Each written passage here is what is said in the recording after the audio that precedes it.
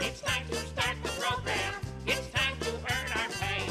It's time to meet the people on the Keeler Show today. It's time to read the news and weather. Time to figure out what to say. It's time to turn the channel of the Keeler Show today. Why do we always listen? Keeler's always in the know. It makes me want to call him And tell him where to go.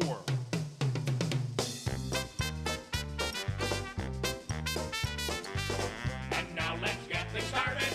Andrew, let's get things started.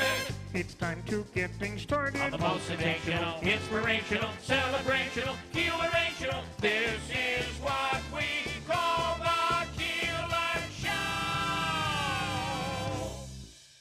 WIBX 950 and 106.9 FM. This is Keeler.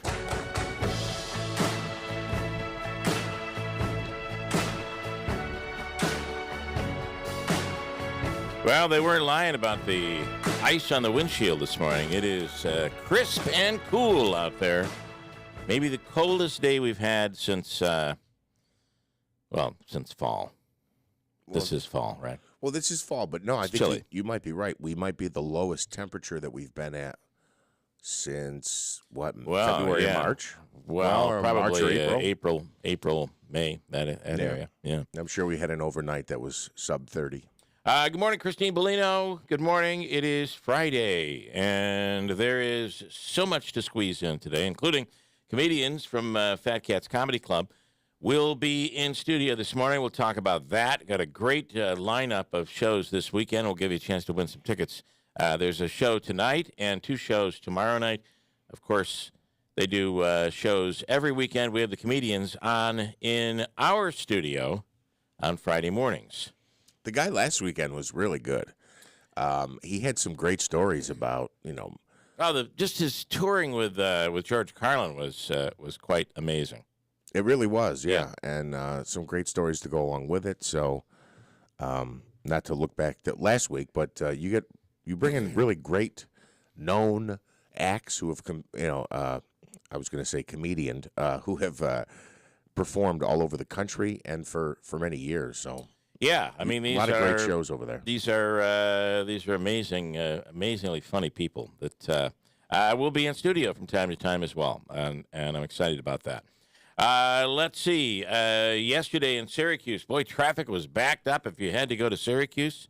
For Joe Biden was in town doing the Biden shuffle, talking about all the money that has been pouring in for this Micron plant that's, I don't know, how many jobs are they saying? Is it 20,000? No, 20,000, and then I think in the next 10 years, and then 50,000 in the next 20 or something like that. Yeah, they think with the associated jobs, it's upwards of 50,000. I think 9,000 is directly for Micron, but upwards of 40,000 jobs.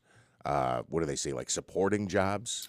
So I think that you'll see the support come, that we will see jobs out of this. I think so. Yeah. Because it's going to have to, you're going to have to support whatever is going on there. But, there's still opportunity right now in Marcy of a facility that could expand or could still move in. So we'll see how we react to this. It's going to take a few years to get this thing up and running, though, and certainly several years to get the bazillion jobs they seem to be talking about. But, hopefully it all does work, right? I hope it all does come out and result in those jobs.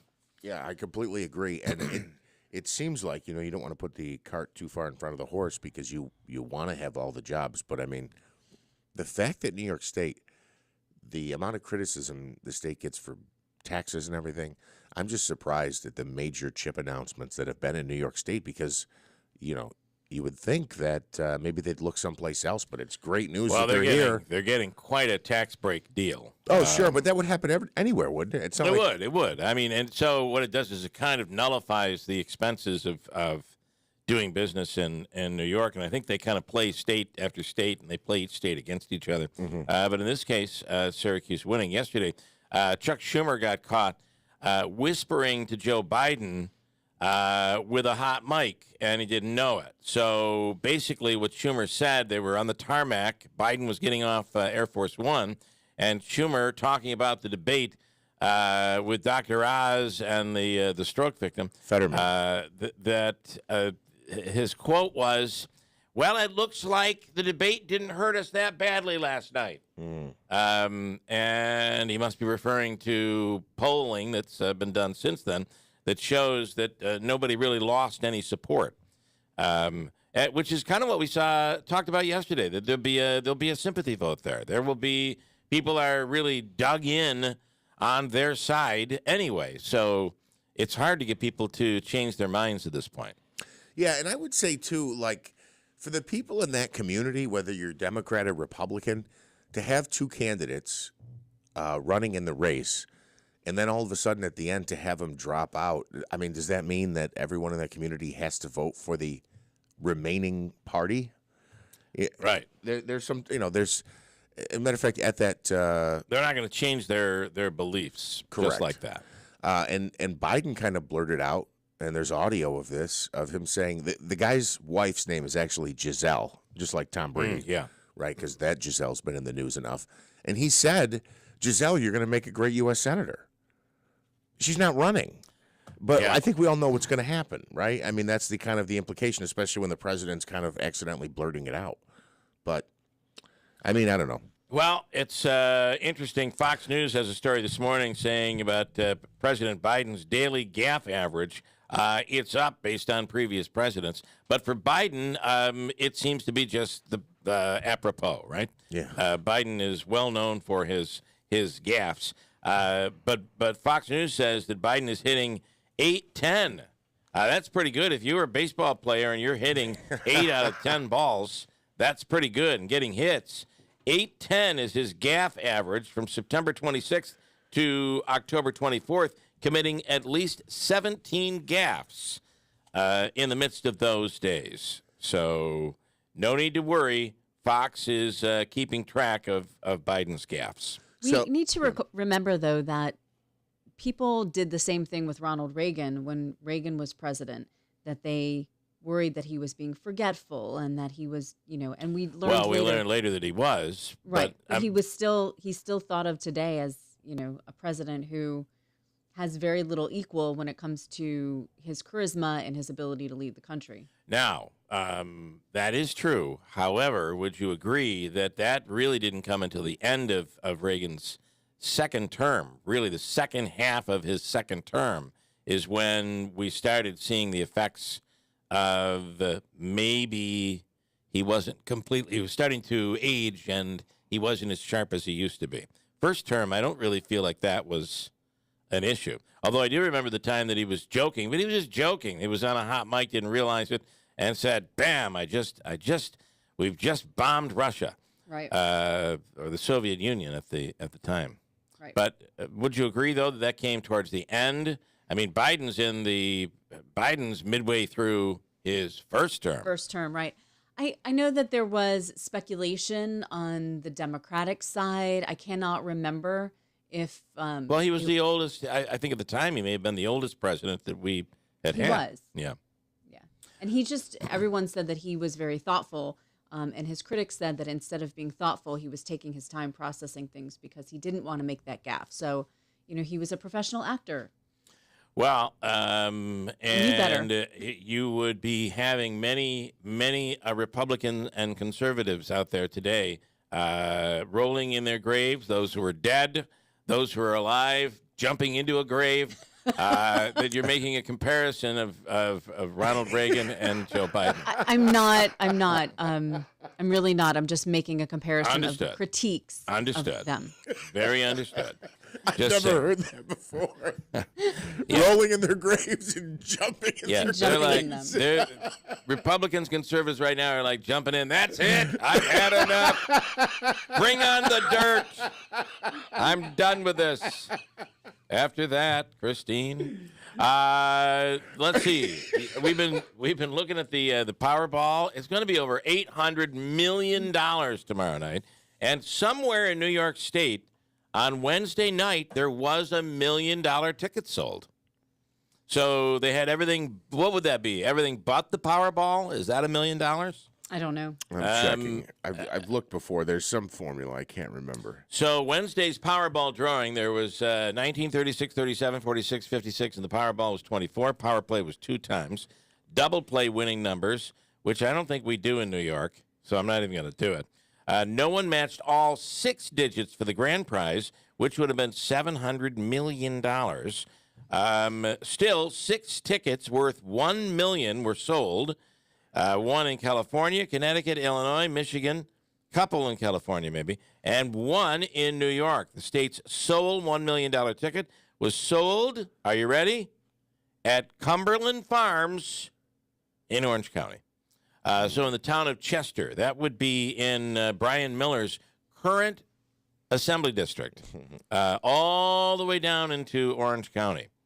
Another ticket worth $100,000 was also sold in New York. As I said, I think I won like $4 or $6, something like that. So there are actually, according to this, 9 ways to win $1 million on Powerball. One of the ways is if you match all 5 white balls and then the red ball's the Powerball. If you get all 5 white balls, but you don't match the Powerball, you get $1 million. That's $1 million. It would seem like more, right? If you hit 5 out of 6. And that's what was right when you think about that. That's what was just sold in New York. That's the ticket they're talking about. So they had 5. They had the 5 regular numbers and not the Powerball. You would think it would be more, right? Yeah. Imagine watching the live drawing, and you've got the first 5 numbers. What if you think you get the first 4 numbers and the Powerball? If you got that, you would be looking and saying, "Oh my God, I have to have won something big. I'm quitting my job." Well, you do win. It's fairly significant, but it's $50,000. That's it. I can't believe that. Yeah, one number away from what, 800 million. There were 129 tickets in New York that had 4 out of 5 numbers and no Powerball. So you get 4 out of 5 numbers, no Powerball. Was it like $10? $100. Oh, my goodness. And I think the prize that I won was the $7 prize. There were 7,670 tickets in New York that matched the $7 winning. And that was, I on one ticket, I had 2 numbers plus the Powerball for $7. Or maybe it was the $4. I think I won $8. So it had to be the double play, which doubles your award. And I ended up having 1 number and the Powerball for $4, double it $8. So that's what I had won, $8. Mm. I'm not sharing that with all you people. No, I'm sorry. I already spent most of it. I just bought a Diet Pepsi down the hallway. They're expensive. Yeah. That's what they do here at Town Square. It's like the old coal mining company stores. They pay you on a Thursday, and on Wednesday night they stock up the soda machine. You spend all your money here. For one soda, I could buy one of those 12-pack sleeves, right? Yeah, those famous Amos cookies are what always gets me. Yeah, they'll get you. And then a big Central Air concert is being announced, apparently. And Davey knows who it is. Is this going to be at that St. Joe's Amphitheater? Yeah, next summer. Next summer, and they're announcing it today, but it's already kind of out there with some hints. Yeah, it's already been kind of leaked out. Davey, who is going to be coming for the next big country show? Shania Twain. Yeah. No need to worry. The Herkimer County Fair will be featuring Shania Twin for $10. You won't have to spend all that money going to Syracuse. She's not bad. I've actually seen Shania Twain numerous times. Shania Twin's pretty good, right? Yeah. Yeah. She's not Twain, but she's a twin. Yeah. And she's pretty good. I've seen Miss Shania Twain. Well, you may have the opportunity. I know you're a big fan. Yeah, I've seen her. I've met her. I was She's going to say, awesome. have you met her? You probably Yes. have a picture on your Facebook page. I have a picture of her when I met her in Buffalo. She was in a Jim Kelly jersey. Oh, okay. Yeah. So maybe a Bills fan, or just kind of living the local life. Well, the concert was in Buffalo. It was Okay. 2 nights, I believe. The first night, my friend went and he met her in a Buffalo Sabres jersey. So I went the next Okay, night. She was all in Buffalo Bills gear, which was awesome when Very I nice, walked up. yeah. Because I said, I'm a huge Buffalo Bills fan. And a huge Shania Twain fan. Right. As well. Davey, you're right. The Bills do play on Sunday night. They play Sunday Yeah, I'm night, sorry. not afternoon. And they play against the Packers. It's funny because they were talking about how big this game was expected to be preseason. And it may very well still be an amazing game. And I don't expect the Packers to just come in and lay over or roll over because the Bills are something special this year. Probably will be a game and a half, but it's the Sunday night game. But certainly it is not the highly anticipated game that everybody thought it was going to be. And how about Brady last night? You know, it's funny. You talk about Rodgers and Brady, how they've struggled this year, both of them. Brady hasn't lost 3 games in a row in 2 decades. And then Belichick. And just to get back to the quarterback point, though, Brady and Rodgers, how much they're struggling this year. And then you have Geno Smith with the Seattle Seahawks and a winning record. I mean, when was he thrown in the grave as the quarterback of the Jets? It seems like 10 years ago. It obviously wasn't, but he's kind of been a journeyman, but he's found some rhythm out in the West And another Coast. thing on the quarterbacks, everybody thought Russell Wilson was going to thrive when he went to Denver, but now he ain't doing nothing. Tomorrow afternoon at noon is at the JMA Dome. Is that what it is? The Loud House. We're giving it many names. Tomorrow, Syracuse, of course, hosting Notre Dame. That is for the second week in a row. Who would have thought this would be happening this year? For the second week in a row, Syracuse is the 12 noon game on ABC, the nationwide game. Wow. That'll be big tomorrow. Mike this morning saying on the lottery, absolutely right. You are correct. There are 9 ways to win, millions of ways to lose. And that is so true. Also, Mike says on that hot mic with Schumer, speaking with President Biden, he told Biden that things were going downhill in Georgia. And he said, I can't believe people could vote for Herschel Walker. And the president just nodded. I don't know what you just said. Because, the planes are loud and stuff. And Schumer's kind of yelling and whispering at the same time. Anyway, your lottery ticket tomorrow night for Powerball, if you were to play it, will be over $800 million. So Wayne just sent me this message. This is wild. I can't believe this happened. Okay, they do 2 Take 5 drawings. Is it every day they do? I don't know. I don't know the rules on Take 5, but they have an evening drawing and a midday drawing. Here were the numbers for the midday drawing yesterday. 18, 21, 30, 35, 36. 18, 21, 30, 35, 36. That's Okay. the midday numbers. Yeah. Last night's evening drawing, 18, 21, 30, 35, 36. Unless I'm reading this wrong, they know these are the midday numbers yesterday and then the evening numbers yesterday. Yeah, you're right. They were identical? Take 5, you have a chance. It's in my app. I could play those numbers here, too. I can't do it. It's just too many games to play here. It's ridiculous. Take 5 is $50,000. You could win up to $50,000.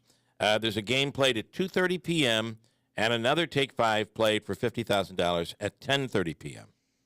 And you're saying the numbers were very similar between the two drawings. Identical. Yeah. Back-to-back drawings, 5 numbers. That is almost impossible. Could you imagine betting the odds on that? What that would pay? Yeah. 18, 21, 30, 35, 36. And 18, 21, 30, 35, 36. Wow. Crazy. Utica man has been sentenced to 8 years in state prison after he pleaded guilty to charges from 3 separate indictments, including a charge of attempted murder.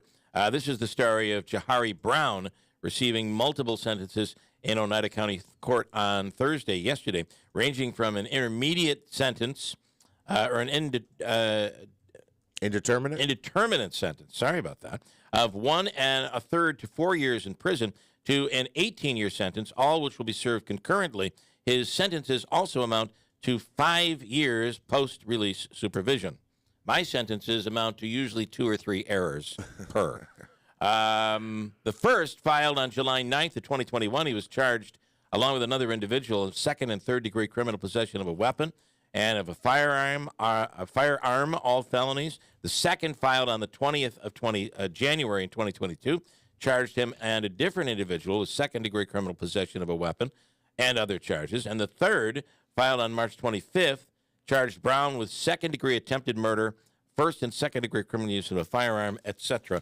And that's where that all ended up going down. He was sentenced to 18 years in state prison. Yes, that still does happen in New York State. Scott in Kirkville on the line right now, getting ready for the big game tomorrow in Syracuse. Scott, good morning. Good morning. Who's there? Christine, Jeff, are you both there? Christine yes. is here. Yep. Jeff is here. All Tom right. is here. Mike. I see Billy and Bobby and Davey. Right. Yeah. Of course, there was big news in Syracuse yesterday. The Goodyear blimp arrived for the Syracuse Notre Dame game. Did that really happen? Are you Yep. They're bringing the blimp in. It's just crazy because it's a dome, but that's like a good advertising. So every time there's a big game, the blimp shows up. So. And the funny thing is, you don't even need the blimp today because they have drones, right? Little drones. But the blimp, that's a good true. advertisement. Yeah. Yeah, good. It's a sellout, supposedly. Last time they played in Syracuse, I was at the game. It was 2003. Okay, so we were wondering if they actually played inside the dome. They played up at the Meadowlands. So this is the first time in 18 years that Notre Dame's coming to town. Okay, so they have played in Syracuse. I didn't know if that was the case. Yeah.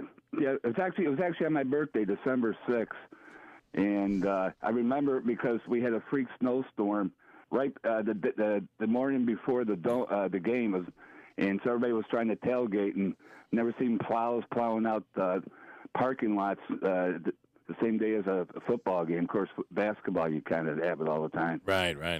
But keep an eye. Notre Dame's interesting. In fact, it would have been very interesting if you could have bet in Vegas who would be the ranked team coming into the game. Because remember, Notre Dame supposedly was a top 5 team to start the preseason, and of course Syracuse, the over/under was only 4.5. So, right. Obviously, things have changed. Notre Dame's got a great tight end. If you watch the game, he's going to be the key for Notre Dame. He caught 3 touchdown passes against Brigham Young, and he's fast and big. And other than that, I tell you, I'll be interested to see how Syracuse is going to attack the defense because the front seven's big and strong, but I think the secondary is a little on the slow side. It seems that's where you're going to have to attack it. Syracuse got the coach got criticized for only having Tucker actually only have 5 carries. Yeah, what was the now they had said that that Clemson had done a really good job of defending against Tucker. Was that their reasoning in not going with him? No, that's a good question because he had some nice runs. Yeah. It was strange. Let's put it that way. I agree. But the thing was the second half they really didn't have the ball that much. No, I And- mean, it was there were a couple of bad calls, but it was not just that. They No. were defeated, and you expect that to happen, especially when you're playing the home team, where you would expect them to probably come back in the second half. And they certainly did, but you would have hoped Syracuse could have held on. But it's almost like, you remember 2018, we had them dead to rights, and it was a 4th and 7, and with a backup quarterback who's now playing for Appalachian State. If he doesn't complete the pass, Syracuse beats them, and I think Clemson was number 2 in the country back then. So it's almost like, Groundhog Day all Little over. deja vu, Nice lead and stuff, but there's big excitement. I just hope there's no hangover, because if you remember what happened when they lost to Clemson that year, they lost to Pittsburgh the following week. I'm going to tell you, I want to say this to that. There is no way in the world I would bet my life on it tomorrow. You got a full house at the Dome. ESPN is game day is in town. You have, I'm pretty sure they are. You have a full house. Maybe they're not, but still, you have a full house at the Dome. And you're playing Notre Dame with a chance to knock them off. Scott, I think they come out strong tomorrow. I hope you're right. Although I want to say one other thing, that Syracuse has been very inconsistent this year. And the first half of last week's game was probably the best football they played all season long. Yep. But then, the second half came. There will be physically, I just hope they can recover, because they left everything on the field last week, as what you said. I mean, they played their hearts out. Yep. All right, well, we'll see, right? Physically, we'll see what happens there. Yep. But it'll be an interesting game. I just hope Syracuse, Syracuse basically it's almost scored every time they've had their first possession. And I think that's how you can jump on Notre Dame, because I think their passing game is not that great. And if they somehow can take away the tight end, they should be able to at least kind of muck up Notre Dame's defense. And hopefully from that standpoint. Scott, what's the spread? Well, that's interesting, Jeff. When it opened, Notre Dame was the favorite. Now Syracuse is 2.5 right now. Interesting. And the interesting about Notre Dame, when you bet Notre Dame, you never get a real line, because everybody wants, there's so much Notre Dame fans out there. It's like betting Dallas. Right. And the line's always changing, so everybody's looking. It's interesting because a lot of the pundits have actually predict Notre Dame. I've seen, and they think 2.5 is a gift. We'll see. I mean, they just lost to Stanford. When they lost to Stanford, remember, Stanford's only win a whole year was against Notre Dame. Right. A couple of weeks ago. So from that standpoint, like you said, and they play Pittsburgh on the road, and Florida State's the last home game on the 12th. But this is big, guys, because if Clemson does go to the championship game, the highest ACC team might go to the Orange Bowl. And it looks like right now, if Syracuse continues winning, Wake Forest and Syracuse play, I believe, on the 17th, I think it is, and that will be maybe for the Orange Bowl, which is incredible for where Syracuse started out. Yeah, who would have thought? Continue winning. Who would have thought we'd even be talking about that this year? It's just crazy. All right, Scott, thanks, man. All right. Have a great weekend. You guys and Christine, the Dolphins are going to hang in there. So don't let the Bill fans get you down. Well, here we are: Dolphins, Jets, Bills. Yeah. Interesting year. So, all right, Scott, thanks, man. Nice job, Scott. Boom. By the way, ESPN College Game Day will actually be at Jackson State this weekend. Had Syracuse beaten Clemson, they had put Syracuse on notice that hey, we're coming up if you beat Clemson, and of course they almost did, but that doesn't count. Were more people excited for the coming of President Biden or ESPN College Game Day? I think they would have been more excited about College Game Day. Although I got to tell you, whenever a president comes to a city, it causes huge traffic problems. Peter Franklin, the Gabby Cabby, would always talk about when the United Nations, the president would come in, or President Biden or President Trump or whoever came to New York City. It just causes so many traffic problems. And yesterday in Syracuse, traffic was backed up on 690 for miles twice during the day. Once when he was traveling to, and then once when he was traveling back wherever he was going. But it was not a day to be driving through Syracuse yesterday. Big news here coming up today. We have a major announcement on the radio, and it's going to happen this morning at about 7:15. Major announcement. You want to know what it is? I'll tell you exactly what it is when we come right back. And it is big. There's no letdown here. Plus, I'll give you a chance to win some tickets to see comedy this weekend at Fat Cats Comedy Club. We'll talk about that. Hobica's free money question of the day is next hour, and there's a whole bunch there. We've had 2 winners this week. Let's cap off the week with 3, maybe. What do you think of that? 648 at WIBX. Saturday at the Rome Capitol Theater, it's a Frankenstein double feature with the House of Frankenstein and the classic horror comedy Abbott and Costello Meet Frankenstein at a 2:30 matinee and an evening screening at 7. He can't get in here. The Frankenstein double feature on the area's largest movie screen, Saturday in the beautifully restored Capitol Theater. Tickets available online at RomeCapital.com. Whether you maintain a food plot on the weekends, tend to a small herd of livestock, or work in professional landscaping, New Holland's family of Workmaster and Boomer compact tractors at Clinton Tractor can get the job done. Known for delivering outstanding value for their performance, these reliable, powerful, and easy to operate New Holland compact tractors will help you tackle your to-do list while being easy on your wallet. We are the leader in service, Clinton Tractor. ClintonTractor.net. Julie Grow Denton, longtime practicing attorney and law clerk in federal, state supreme, and county surrogate court. Julie Grow Denton, high school valedictorian, honors graduate from Bucknell and Harvard Law. Julie Grow Denton, candidate for state Supreme Court. I'm Julie Grow Denton. Every community deserves to have judges in whom you take great pride. From an early age, my parents instilled a love of family and a strong work ethic. Born and raised near my dad's family in Rome, vacations and holidays with my mom's family in the North Country. My career has brought me to courtrooms and law offices across our region, all while raising 2 children with my husband, driving them throughout Central New York for scholastics and sports. I know our communities. I value the importance of treating others with respect. I love the law, and I will make you proud. I ask for your vote. Elect Julie Grow Denton to state Supreme Court. Paid for by the committee to elect Julie Grow Denton for Supreme Court.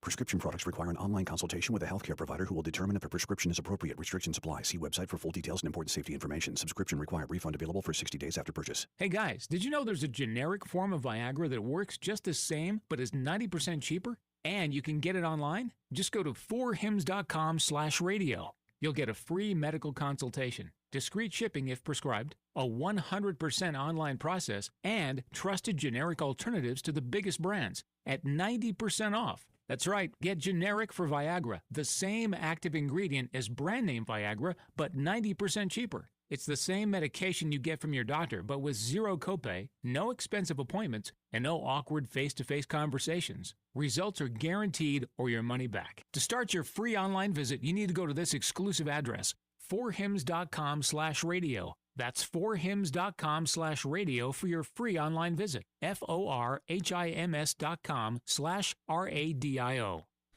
Adrian and Peter heard Mattress Express's new weekend talk show called Pillow Talk. They loved the segment about the number bed by Instant Comfort, where you could make each side of the bed as soft or as firm as you like. They came to our store in Clay on Route 31 next to Matthews Kia. Peter liked a softer bed. They chose the Q9 Queen Flex Head. His number was 18. We elevated his head a little and his feet a little higher, put the massage on high. He said that was perfect. Adrian liked a firmer bed. Her number was 32. She liked her head elevated a little higher and her feet a little less. And she liked the massage on high. They were thrilled to each have their own custom beds, but be in the same bed, and they loved the fact that we had the flex head in a queen. It was affordable because they qualified and signed up for the 5 years, no interest, no money down, and for their luxury reward, they chose a $500 prepaid gas card. Visit any store, no appointment necessary, or call 1-800-NEW-BEDS. Finding no easy feat. Kind of like those dances my granddaughter loves making me do. But then I found Walgreens Find.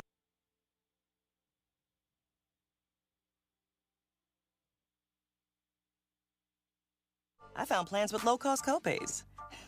I can get down with that. When you need to talk Medicare, Walgreens is here. Start shopping today at walgreens.com/Medicare. I'm Marima Smagic Oren, and I'm running for a. I can cause this kind of change as a candidate. Think of what I can do. Think of what I can do as county clerk. The Rome DMV is reopening because I held Tony Picenti's feet to the fire by going to the United County Legislature. He's afraid my opponent is going to lose because she did not.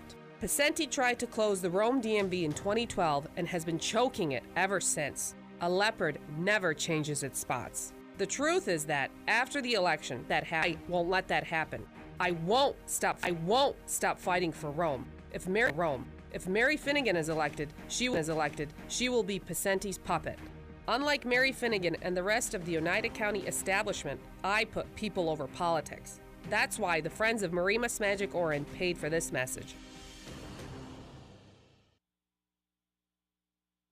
WIBX 950 and 106.9 FM. This is Keeler.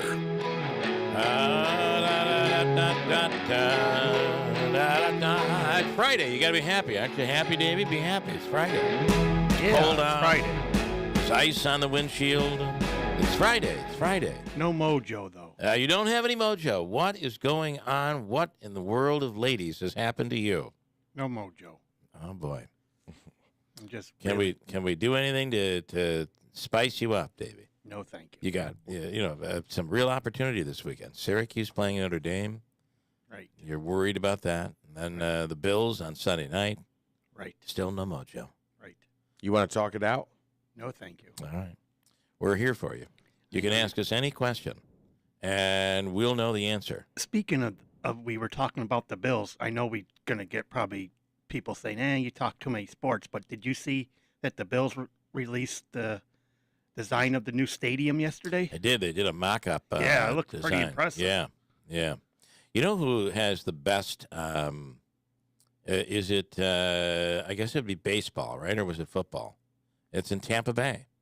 And they have pool. They have a pool, 2 pools in the stadium. They had one in Arizona too. People, and maybe that's where it was. I think it was Tampa Bay, though. It was Tampa Bay, yeah. Tampa Bay has the big stingray. It was Carolina. It was Carolina against Tampa Bay, but Yes. it was in Carolina. Okay, that's where they have there too. The pool there. It's really cool. It's like and it's if you haven't seen it, full glass, so you're looking inside. You can see the water and see them walking around in there. But it's like going to a pool bar somewhere in the tropics, and they've got their cocktails and they're sitting there in the water watching the game. That is so cool. And Smitty mentioned Arizona, the Diamondbacks, the baseball team. They have at least one pool area, possibly 2. I'll say this though, I don't know. I know it's different. You go to a Giants game or Bills game. It's it's a lot colder. But I couldn't imagine going in and being like, all right, well, these are my wet shorts. These are the ones I'll get wet when we go in the pool. Then you got to change and bring a towel. Got it. They must have like a little locker room where you change and you bring your little bag in with your stuff. It's like, and I'll bet there's a special entrance. Like you got to really pay to get those tickets. I'm assuming it's not easy to get.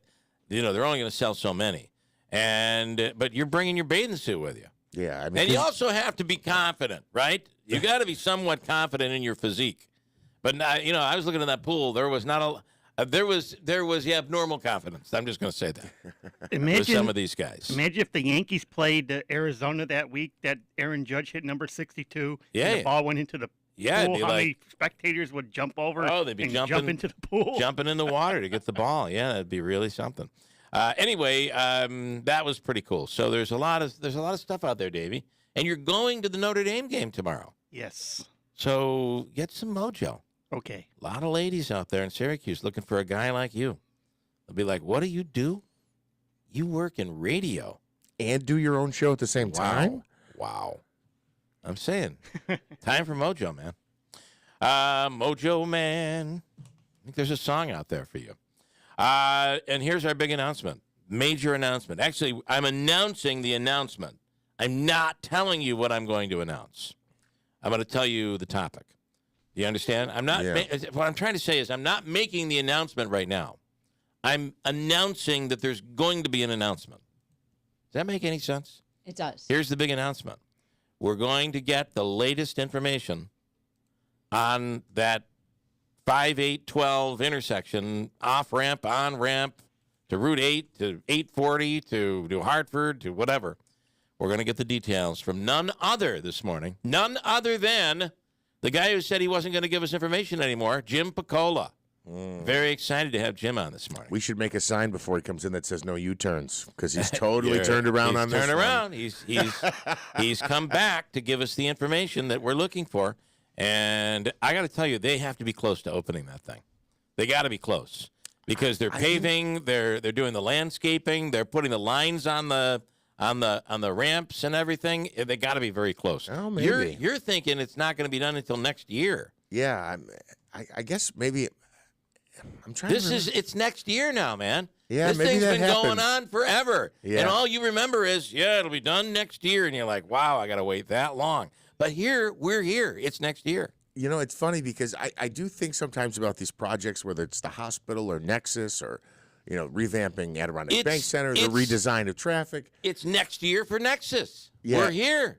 It's next year. I always think of it, well, that'll be, here eventually. And then all of a sudden it's like, wow, could it really be done you think it's done before Christmas? You must have been a hoot at Christmas time. Like the anticipation must have been so incredible for Christmas morning. And then you're like, no, it can't be here. No, it's here. It's today. Look under the tree, man. Yeah. Anyway, we'll find out. I just can't wait. I didn't realize how much I relied on the off-ramps and on-ramps of that intersection until they closed down. And now I know.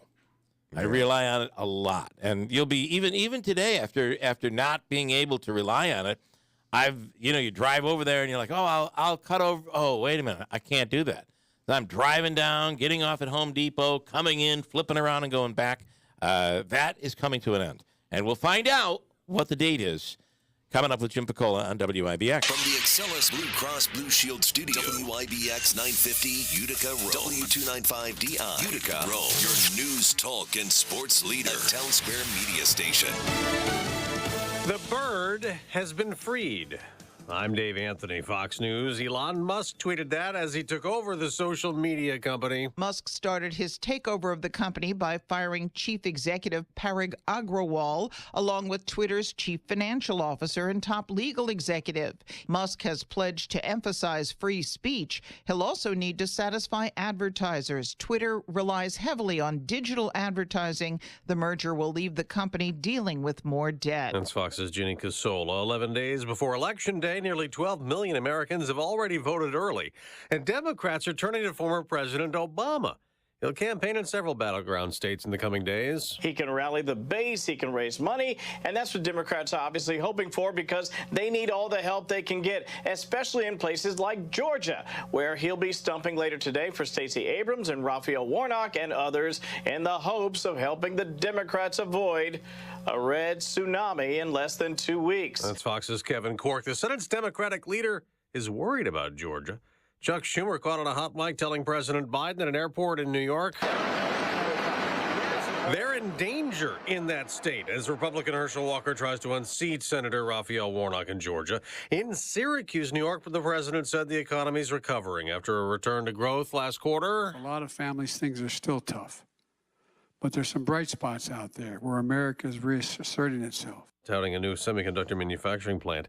A deadly fire near Tulsa, Oklahoma could be a murder case. 8 people dead inside a home. The fire department was called around 4 p.m. after neighbors reported it on fire. Broken Arrow Police Public Information Officer Ethan Hutchins provided a brief. Early indications, according to officers on scene, confirm that they are investigating a homicide. As of now, we do not know what caused the fire. John Estebas with Fox 23. America's listening to Fox News. Hey, a lot of you know that I learned how to use a firearm when I was 11 years old. I've been practicing my entire life, and people ask me all the time, Hannity, what kind of gun should I get? Well, now I'm telling them, go to Henry Repeating Arms. And I always tell them to start just by going to their website, henryusa.com. You're going to get a free catalog. Now, Henry has over 200 models of rifles and shotguns to choose from. They're made with the finest craftsmanship I've ever seen, and you don't beat their performance. Everyone I had was accurate right out of the box and reliable ever since. Their company motto is made in America or not made at all. They have a lifetime warranty, family-owned business, and these folks are true patriots who give back to our military, our vets, our first responders, sick kids, you name it. They support gun safety, and they support our Second Amendment. So if you're in the market for a high-quality, American-made firearm, just go to henryusa.com.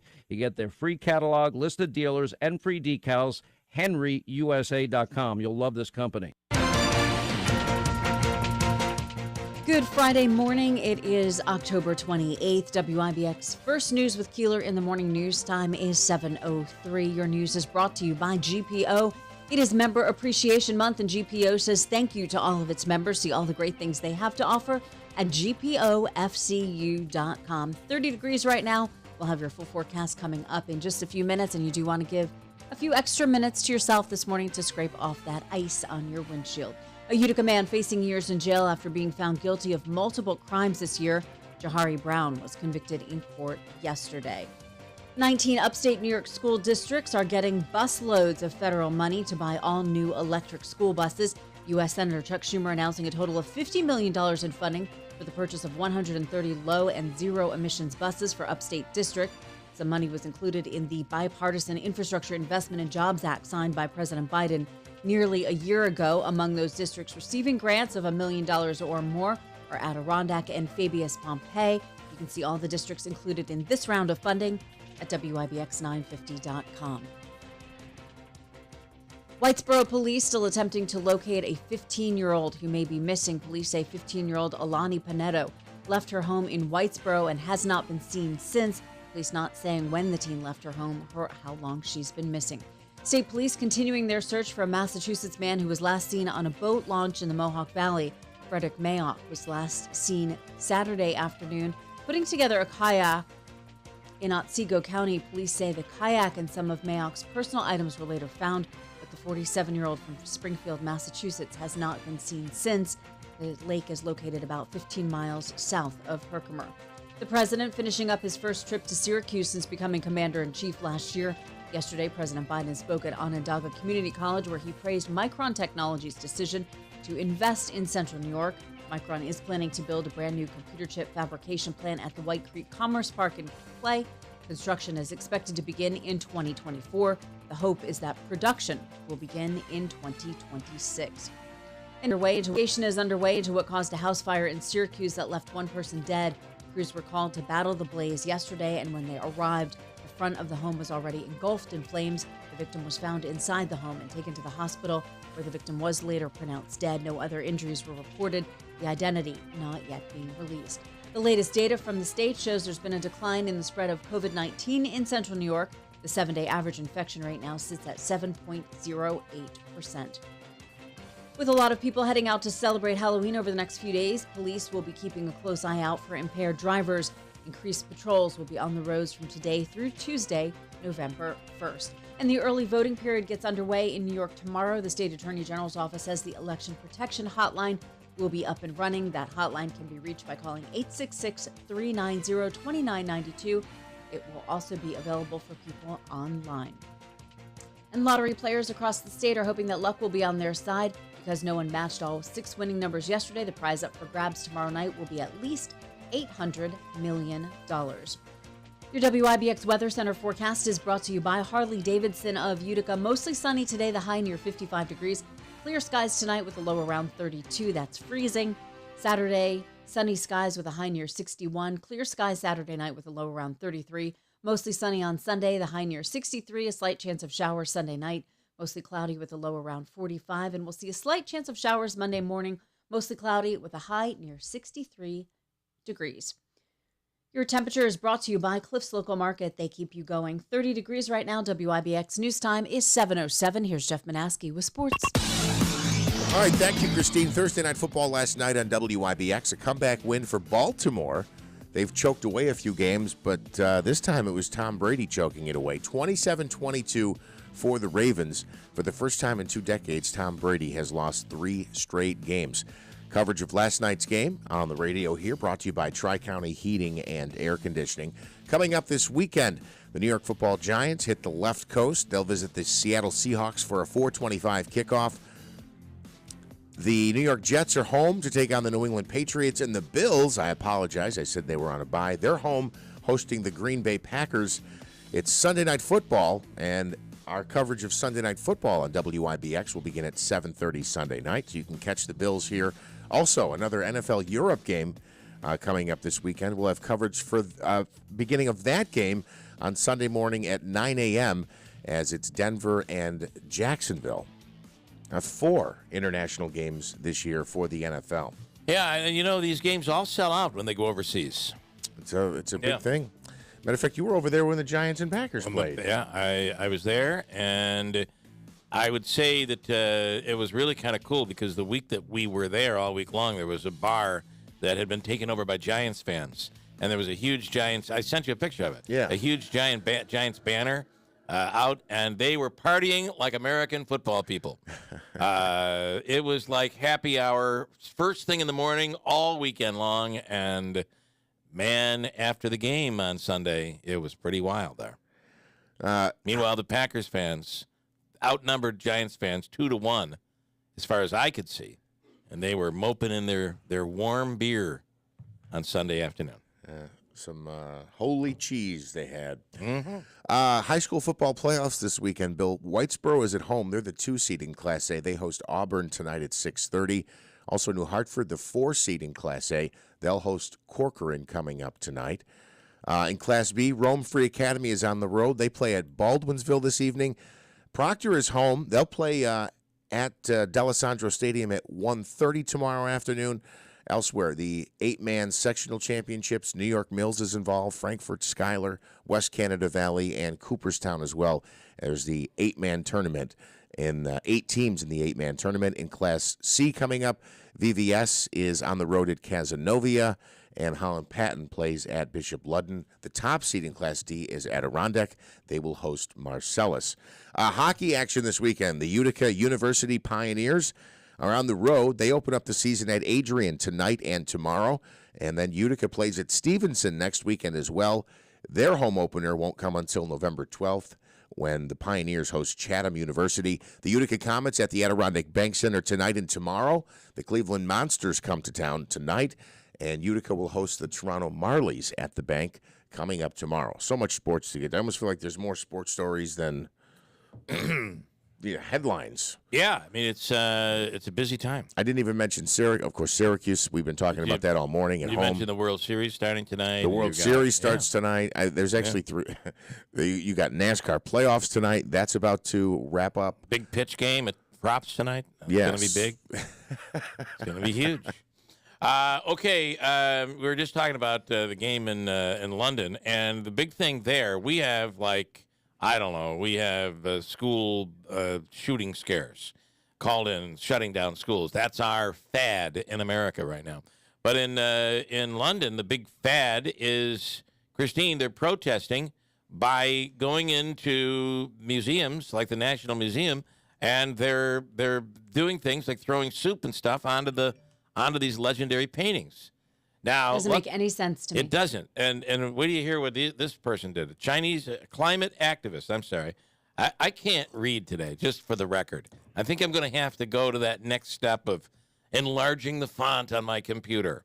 Climate activists, once again, they attacked the National Museum in London once again. This time it was the girl with the pearl earring. That painting, when an activist for climate change superglued his forehead to the painting. Can we leave it there? Just leave it? Let's just leave it. Okay, that would be new artwork, right? It'd be like, here's what we've done here is we've taken classic and modern. We've fused them literally together. Yes. And check it out. This is what we call living art. This display powered by Gorilla Glue. Man. Now here's the here's audio, because everything has security and every single person in that place has a camera, and they already have them out. They're taking pictures of the paintings. Here's audio of the protester making his statement, as the patrons heckle him. Are you ready? Here we go from this week. How do you feel? How do you feel when you see something beautiful and priceless being apparently destroyed before your eyes? Where is that feeling when you see the planet being destroyed before our very eyes? Obscene. And then, oh my God, how do you feel? How do you feel? That's what he would sound like after his head was super glued to the painting. And didn't damage the painting because they have glass over all the paintings now. Yeah, they said, hey, dude, you have a huge pimple on your forehead. He said, it's the pearl. It's the pearl. Just craziness. The world, Christine. The world. What is going on here? It is, I can't even explain. I don't understand how this became the way to protest. It doesn't make any sense, and I think doesn't. that everyone would agree that you don't want people like this on your side. No, right. If you're a climate activist, you're like, man, do you have to do that?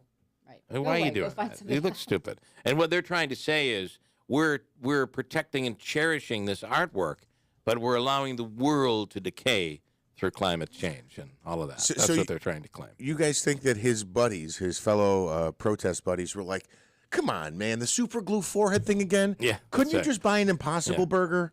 I mean, geez. You're right. It doesn't make any sense. Meanwhile, he goes out and gets into his jalopy, and the smoke's pouring out of it. He's driving away. It's like, come on. And how about in Adirondack? So Schumer's all excited about giving out these new electric buses to school districts, and they're giving one to Adirondack Central School. That's 3, actually. 3 of them. That's Boonville, Hill City, and rural. So it's going to be very interesting to see how those buses perform. Probably would serve as a really good test area, right? Because it's not like you're going to have a bunch of charging stations all over the place. Although, will you have to? Instead of a bus turnaround, will they have a bus recharge center or something? I don't know what they're going to do. But it will be really interesting to see how that rural school district in a rather large geographical area, how they handle electric buses. Yeah, it's interesting. Chris, I think you were going to say something, but I'll just quickly slide in here. Much of the funding, it seemed, was announced for rural areas. There's not like, on this list from Schumer's office, it's not like Syracuse, Albany. Right, there are a lot rural, of smaller districts. But this is a drop in the bucket of getting all of these school districts in New York State to really be able to go all electric like they're planning to do in 10 years. There's a long way to go. In doing a little research, because there was funding announced, and then there was recent funding that was included in the Inflation Reduction Act. Yeah. So I believe it was $5 billion that was passed as part of the bipartisan infrastructure bill. And this is the first round of funding that was included in that. It's funding allocated over 5 years. And then the recently passed Inflation Reduction Act, I think, had another $1 billion in there to purchase electric vehicles for districts. But again, I mean, even with that big number of money, the money that you're talking about, the big monetary number, it's still a drop in the bucket. And you're talking about, I think, how difficult it'll be for New York State. Again, this is the whole country they're trying to fund with this pool of money. Oh, right. Yeah. Right? I mean, but I was surprised to see. So 3 buses for Adirondack cost Chris, was it 1.1 million? Something like that? It was 1.18 or something. Right. So three buses for one, that's about 300,000 each. That's maybe 400,000 each. That's less than I thought. Yes, because a regular school bus is up there as well, extremely expensive. So interesting stuff. Yeah. Okay, the big announcement. I am so excited. We're going to find out when that intersection is going to finally open. It has been an annoyance for everybody, but they're close. Manansky thinks it's going to be a year away, but maybe that year away is already here. And we'll speak to Jim Piccola coming up in a second. Davey, we'll also have comedians coming up in studio from Fat Cats Comedy Club. Justin Silver, Robbie Bernstein, both in studio here this morning. They'll be performing at Fat Cats Comedy Club tonight and tomorrow night. And let's give away, Davey, to caller number 2, Table for 6. They can pick any show they want this weekend. Friday at 7:30, Saturday 7 o'clock or 9:15. Your choice. Caller number 2 right now, 315-736-0186. Jim Piccola, starring in studio, coming up next at WIBX. Each store independently owned and operated, not part of a chain or a cooperative buying group. I'd love to have a bottle of wine delivered when I get home, but it's too late. Too late? Not at Senecon Valley Wine and Liquor. Tell me more. At Senecon Valley Wine and Liquor, they will express deliver to your door in 2 hours or less. Every day? They deliver in 2 hours or less, 7 days a week. Or order online for 1 hour in-store pickup. That sounds like a touchdown. It is a touchdown. Touchdown! Get fast 1 hour pickup or 2 hour express delivery only at Senecon Valley. Plus, every bottle is backed by the area's one and only 40-mile price match guarantee. See why we're voted #1 6 years in a row at Seneca Wine and Liquor in New Hartford and Valley Wine and Liquor in Herkimer. Go online and download the app today. One big family, 2 great stores, more ways to save big. Would you vote for Biden, Pelosi, Kathy Hochul? Of course not. Then why would you ever support Matt Castelli, a downstate Democrat? Never voted here before. Castelli supports Biden's latest spending spree that increases inflation, raises home heating oil, and is the largest tax increase ever. And like Hochul, Castelli supports a gun ban. This election, say no to Biden, Pelosi, Hochul, and no way to Matt Castelli. I'm Elise Stefanik. Every day I go to work with one thing in mind, getting results for upstate New York. From securing millions for our seniors, veterans, and local hospitals, to leading the fight to stop Biden's inflation crisis. I'll always back the blue and defend our Second Amendment, and I'm not afraid to take on the radical left who think they know better. They don't. I'm Elise Stefanik, candidate for Congress, and I approve this message because I would be honored to continue serving you. Paid for by Elise for Congress. At AmeriQ Credit Union, we believe real connections matter, today more than ever. Whether it's connecting you to the right solutions to achieve your goals, new technology to make banking easier, or a real person to help you succeed, we'll be here. In person, online, or anywhere in between. Creating meaningful connections that make you feel like you belong. AmeriQ and you. Let's connect. Membership restrictions apply. Federally insured by NCUA. Let's face it, credit cards are pretty much a necessity. New tires for the car? Here's my card. I order takeout? Here's my card. And most of us just accept the high interest rates credit cards charge as a necessary evil. What are you going to do? Get a low fixed-rate credit card consolidation loan from Lightstream from $5,000 to $100,000 and pay off those credit card balances. Apply online, and you could get your money as soon as the day you apply. The average credit card company charges over 19% APR. But with Lightstream, you can get a fixed rate as low as 6.99% APR with autopay and excellent credit. Now I can pay off my high-interest credit cards and save money with a much lower rate. Apply today at lightstream.com/radio and get an additional interest rate discount. That's lightstream.com/radio. Lightstream.com/radio. Subject to credit approval. Rates range from 6.99% APR to 21.49% APR and include a 0.5% autopay discount. Lowest rate requires excellent credit. Terms and conditions apply and offers are subject to change without notice. Visit lightstream.com/radio for more information. Once again, the Good News Center is proud to present the annual Flags for Heroes, honoring active military, veterans, and first responders. Hi, this is Judy Hauk, Executive Director of the Good News Center. We are proud to present our 8th annual Flags for Heroes, with all proceeds benefiting Citron's military program. Here's Jackie Warmoth, Vice President of Citron's Clinical Development. Our veterans are struggling and they need to be listened to. And when you listen to them, a lot of times they have the answers, and you just need to help them get to their next goals. Sponsor your flag today and be a part of this beautiful tribute displaying 1,000 American flags along Utica's Memorial Parkway, November 2nd through the 13th. Honor your hero for their courage, sacrifice, and dedication to our country. Take time to walk the field of flags and be a part of the ceremony on November 5th at 3:30 at the Parkway Center. Call us today at 315-735-6210 or log on to thegoodnewscenter.org. 315-735-6210 or log on to thegoodnewscenter.org. Hey, there are a lot of people out there right now in need of a bathroom makeover. New York Sash is helping accomplish all of it for less. Right now is the bathroom makeover sale, where you can get 20% off your bathroom remodeling project. But it ends November 1st, so do not delay. The New York Sash installers can give your bathroom a whole new look in just a couple of minutes. actually in just a couple of days. It'd be amazing if they could do it in a couple of minutes. But in the big scheme of things, it's kind of like a couple of minutes. The project doesn't go on for a month or a month and a half. It's done in about a day and a half. No mess, no maintenance. It's all done by New York Sash with their lifetime warranty. New York Sash acrylic bath system will never mold or mildew because it is non-porous, easy to clean and maintain, won't chip or peel, and is scratch resistant. With dozens of design options that simulate stone and tile, New York Sash also has a complete line of both quality and affordable accessibility products that can be customized to any bathroom or budget. The New York Sash bath remodeling solution is affordable, a fraction of the cost of replacement, and right now, through November 1st, you can get it for even less. 20% off bathroom projects with a bathroom makeover sale at New York Sash. Stop in, don't wait. After a month, the month of October, which ends Monday, the sale ends. Stop into the showroom in Whitesboro or visit NewYorkSash.com 24/7.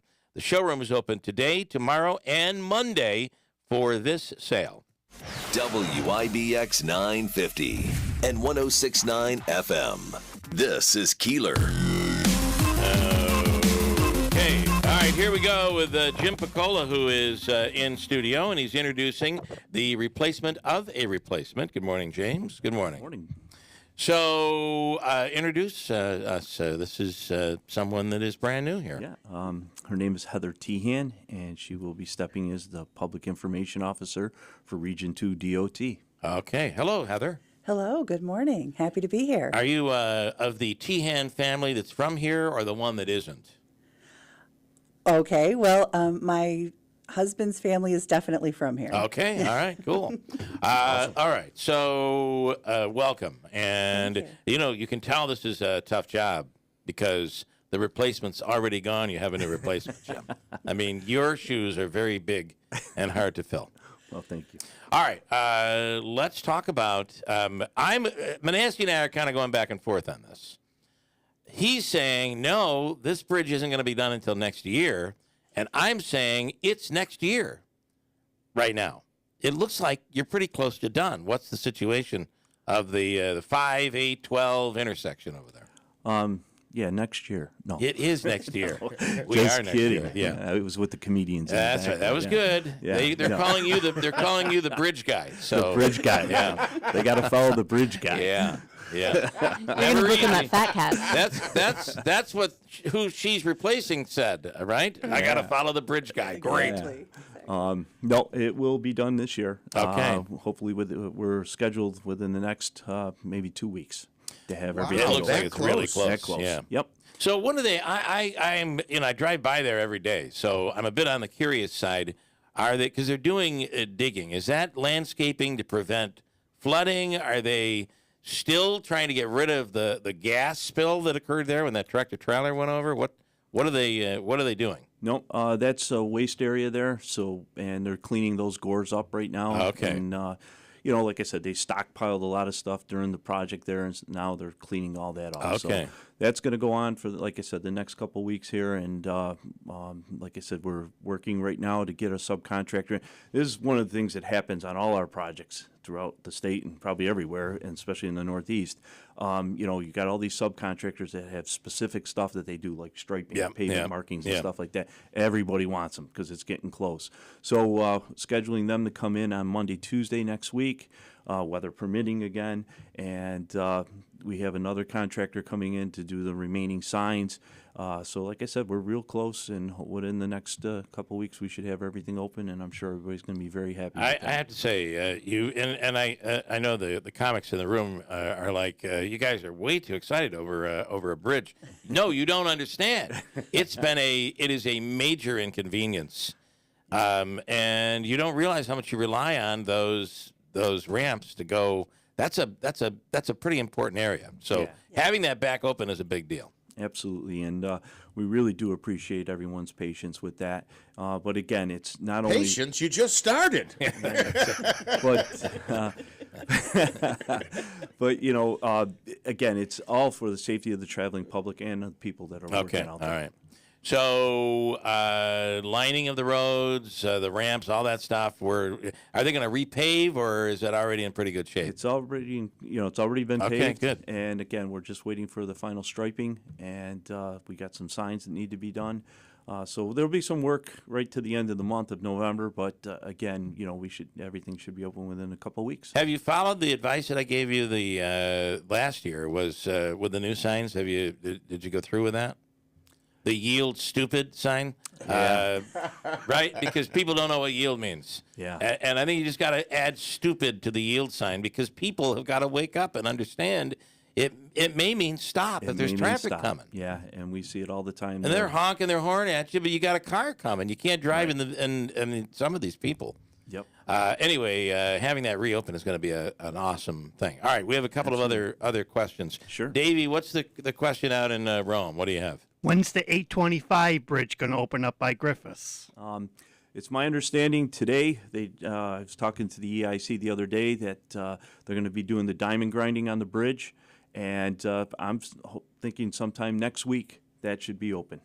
Okay, all right. Yep. So you're excited about that. Anybody else with anything? Any others Yeah, you're worried because about? it's an inconvenience when you have to go through the base to get up to where you got to go. You got to go in there working on the road. Just inconvenient. We don't like inconvenience around here. We don't like waiting for Well, nothing. we like safe bridges and roads, so keep doing what you're doing. What do you think of the whole downtown Utica paving thing? What are they calling it? Smart streets or Complete streets. Complete streets. I've purposely not learned the title. I'll get to it maybe after it's all done and they've ground it all up and taken it away because I'm not sure people are going to love it.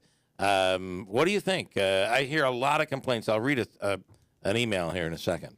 I think people have to be open-minded and take a look at what they're trying to do down there. And do they consult you guys at all on this? I'm not. I would be lying if I said I knew. I'm sure that if they had any technical stuff that they thought maybe DOT could weigh in on, we would be more than happy to assist them on that. All right. I knew there was something about lights. I heard talking about timing of lights. I'm sure that if there is an issue there, that we will work with the city to make sure that our lights sync with their lights. But I saw it this morning when I picked up Heather to come down through here, and like I said, I just think you have to drive it and see. Yeah. I'm gonna drive it. I think we're gonna put next week. We're gonna put a camera on it and play it over our TV feed and just watch to see how people maneuver through it. Another thing is some people still haven't figured out how to do a roundabout, and I tried to yell instructions out my window, but they just don't listen. It's crazy, but a roundabout is safer than any other intersection, I think. Absolutely. Yeah. And it's been proven. And again, if people don't like roundabouts, go out there, drive them, and pay attention to the pavement markings, pay attention to the signs that are out there, and you know where you want to go. Yeah. And again, you always look to your left to see who's coming, and you yield. Pretty simple. And also slow down. If you see the signs going into the roundabout, I think they're 15 miles an hour. Yeah. So, give yourself some time and you'll get there. All right, here's Richard. Yesterday I was driving downtown, and what a mess I encountered. Across from the Pizza Classic, I was heading north. Parked in the only single lane was a huge tractor-trailer. Parked, unloading, in the whole single lane. Only way around him was going into the middle turning lane. Well, there was a vehicle stopped there also. I had to go 3 wide into the single lane going south. I nearly got hit by a car. Well-planned councilwoman from that area. It's a joke. Just do it. Who the heck needs a plan? Only in Utica. How would you respond to Richard this morning? Well, again, who can respond? Hang on. Who can? This isn't from DOT, and we're kind of putting Jim, I think, in a bad You're spot right. here. I'm not trying to do that, Jim, but you know. And I think there's a learning curve with everything, and maybe the delivery truck, they need to know where they need to. And I think they're going to try to do the delivery in the middle lane, and I think it's going to take a while for people to kind of figure that out. Right. But here's the other thing about this, and you may already know this. The fact is, people in Utica just struggle with, and it's not just Utica; it's the whole region. We struggle with any change. Yeah. right? No, it is. I know a lot of times, too, they talk about parking and what have you, but then they go away to a big city, they park their car, they walk a mile, and, they're happy right. with it. Yeah. They love the big city. Or they're paying $80 to park for the day. I mean, you don't have to worry about that stuff here. I don't mean to be busting your chops on this. And this was just something I was going to read anyway, and I didn't read it yesterday. And Richard's like, please read my email today. So I read it. My apologies. Yeah, So. and one of the things with the 5S project and also the pedestrian way there into the harbor, it's made it a lot more walkable and stuff like that for people. There is parking. The city, I know, is doing some more additional parking down in that area. So you're going to have the parking garages and stuff like that. And, it's great that people will get out and walk and look at our beautiful city. Do you remember, though, that when I believe it was Joe Lode that called and was so angry over the reduction of the lane coming off North Genesee Street? If you were coming up from Babes and that way, and then you wanted to turn right onto Broad, there was a reduction. It went down to one lane, and that's that whole, there's a walking area there now and a bike area, and everybody thought that was going to be such a bad thing, and it has not caused any backup in traffic at all, and it really, it does look nice over there. Yeah, and it's a safe way to people to get in from, downtown Bag Square up into Harbor Point. And that's one of the things we did, too, like what the city's doing. We striped it out first to see how things worked. Yep. And then from there, we said, okay, look, we don't have any issues. Things are working. And then we went ahead with the project. So those are the things you do, and you try to be progressive. What do you think you're getting yourself into over there? This is going to be pretty rough. Big shoes to fill. Big shoes to fill. He handled all of this. He handled Richard. He handled me. I'm sure you're going to be able to do it. You'll be able to ace it. Anything you have to add? Well, I just want to follow up on the point about change. And as a matter of fact, actually, this is a councilwoman here weighing in, so maybe I'll share this in a second. But people struggle with change, and people here don't know really what the definition of traffic is, right? We talk about going to other places. So I just want to say, give it a little bit of time. Where are you from?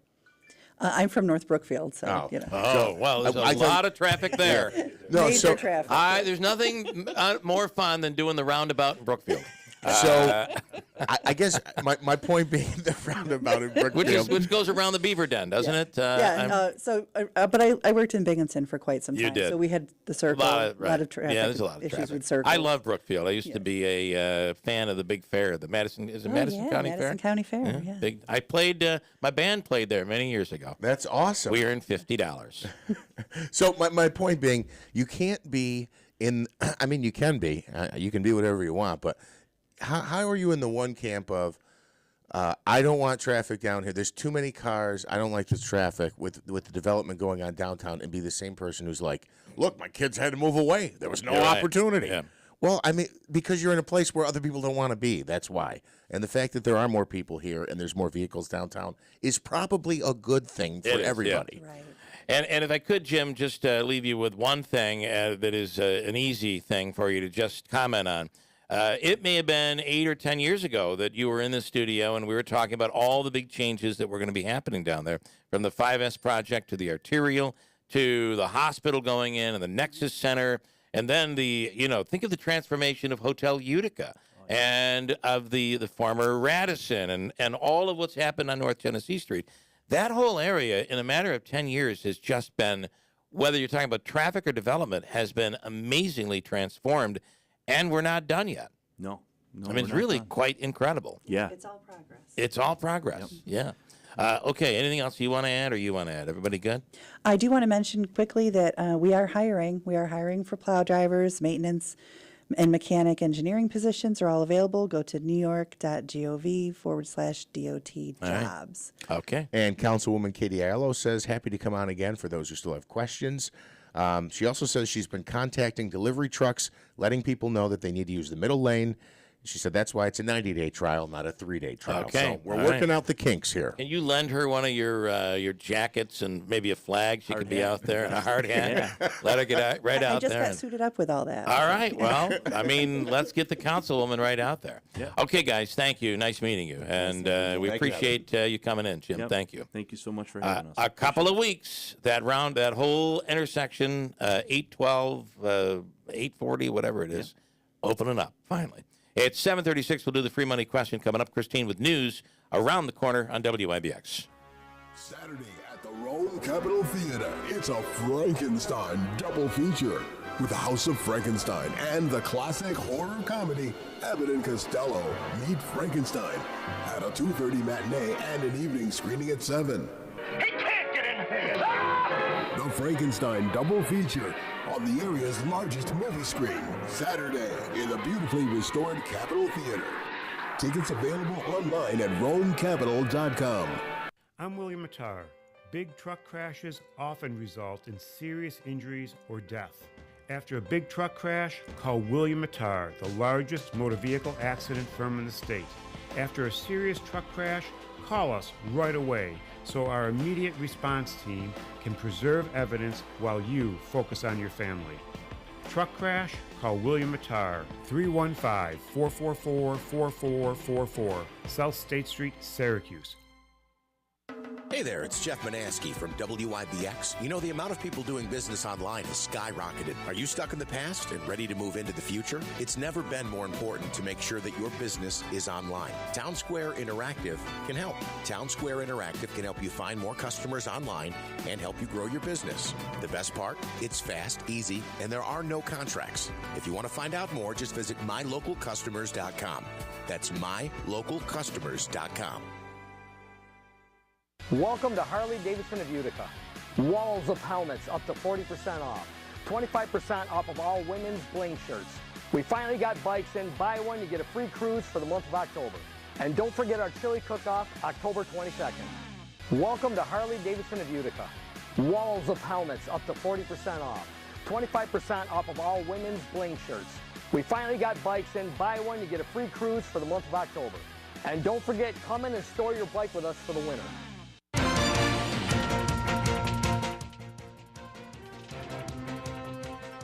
WIBX First News with Keeler in the morning news time is 7:39.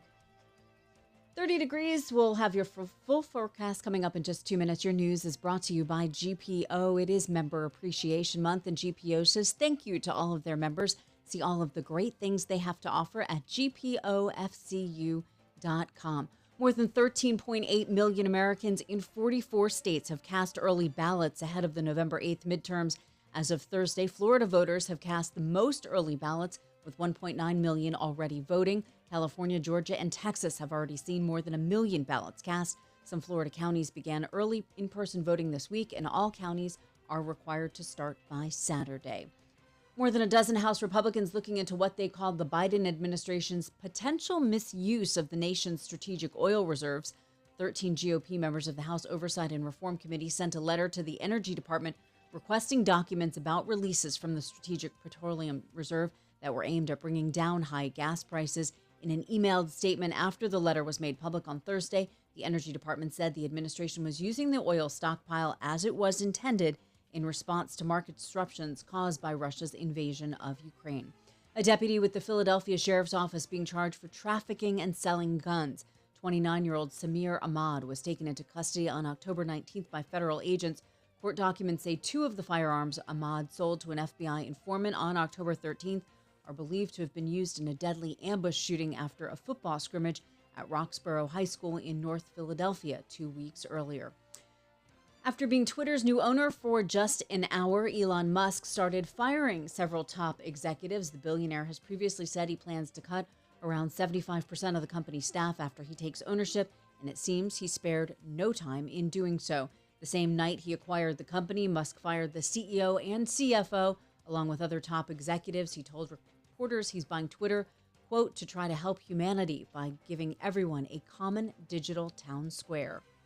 The days are getting shorter, the nights longer, and officials warn heating costs are soaring.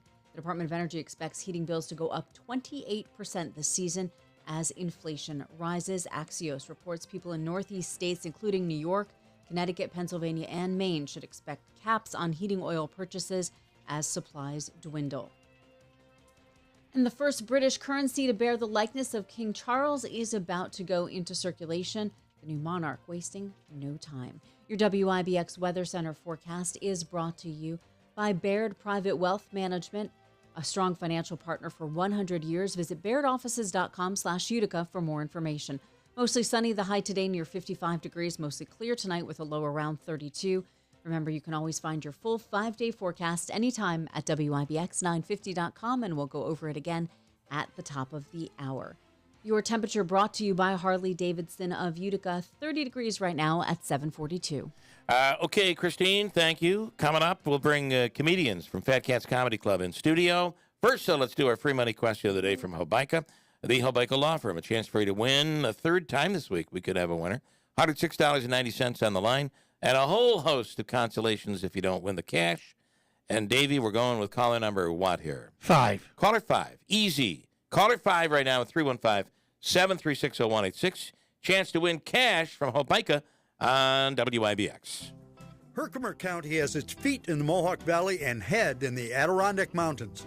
For a spectacular fall tour, drive north from West Winfield or Richfield Springs through the Mohawk River communities of Herkimer and Little Falls to Dolgeville and Middleville. You will see more and more colors on the country roads around Newport and Poland, topping off with Old Forge in the Adirondacks. New York's tallest county is built for your autumn tour. Herkimer County, I love New York. Julie Groh Denton, longtime practicing attorney and law clerk in federal, state supreme, and county surrogate court. Julie Groh Denton, high school valedictorian, honors graduate from Bucknell and Harvard Law. Julie Groh Denton, candidate for state Supreme Court. I'm Julie Groh Denton. Every community deserves to have judges in whom you take great pride.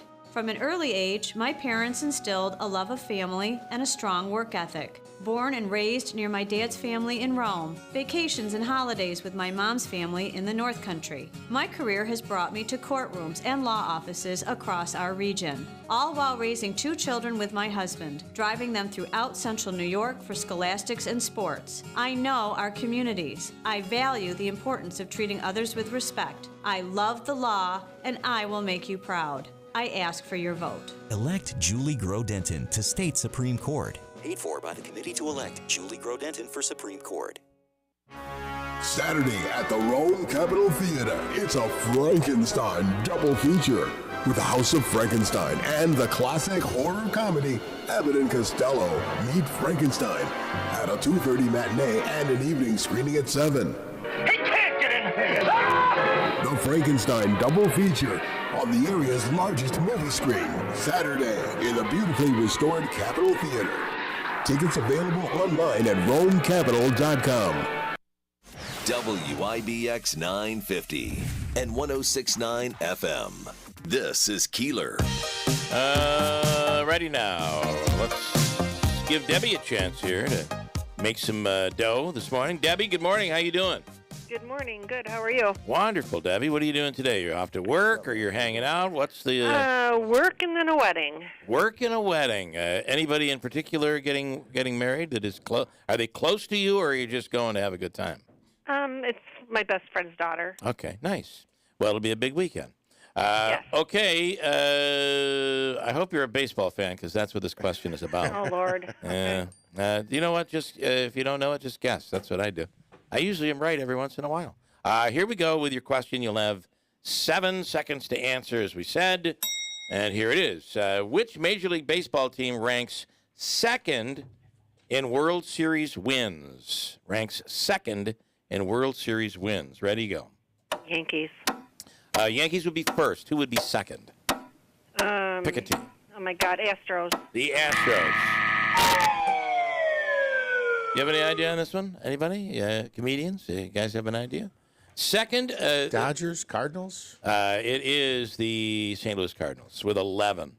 But it's not even close. The Yankees have had 27 World Series victories. It's crazy. Well, listen, you did what you were supposed to do. You just picked something, and you were in there. I will give you from 72 Tavern and Grill a $25 gift card, which is connected to the Adirondack Bank Center. Great food, great atmosphere over there. Also, we'll give you a table for 6 at Fat Cats Comedy Club. And you're going to hear from the comedians coming up in a few minutes right here. Davey's going to hook you up. Okay, great. Thanks. All right. Thank you so much, Debbie. Enjoy the wedding. Thank you. Okay.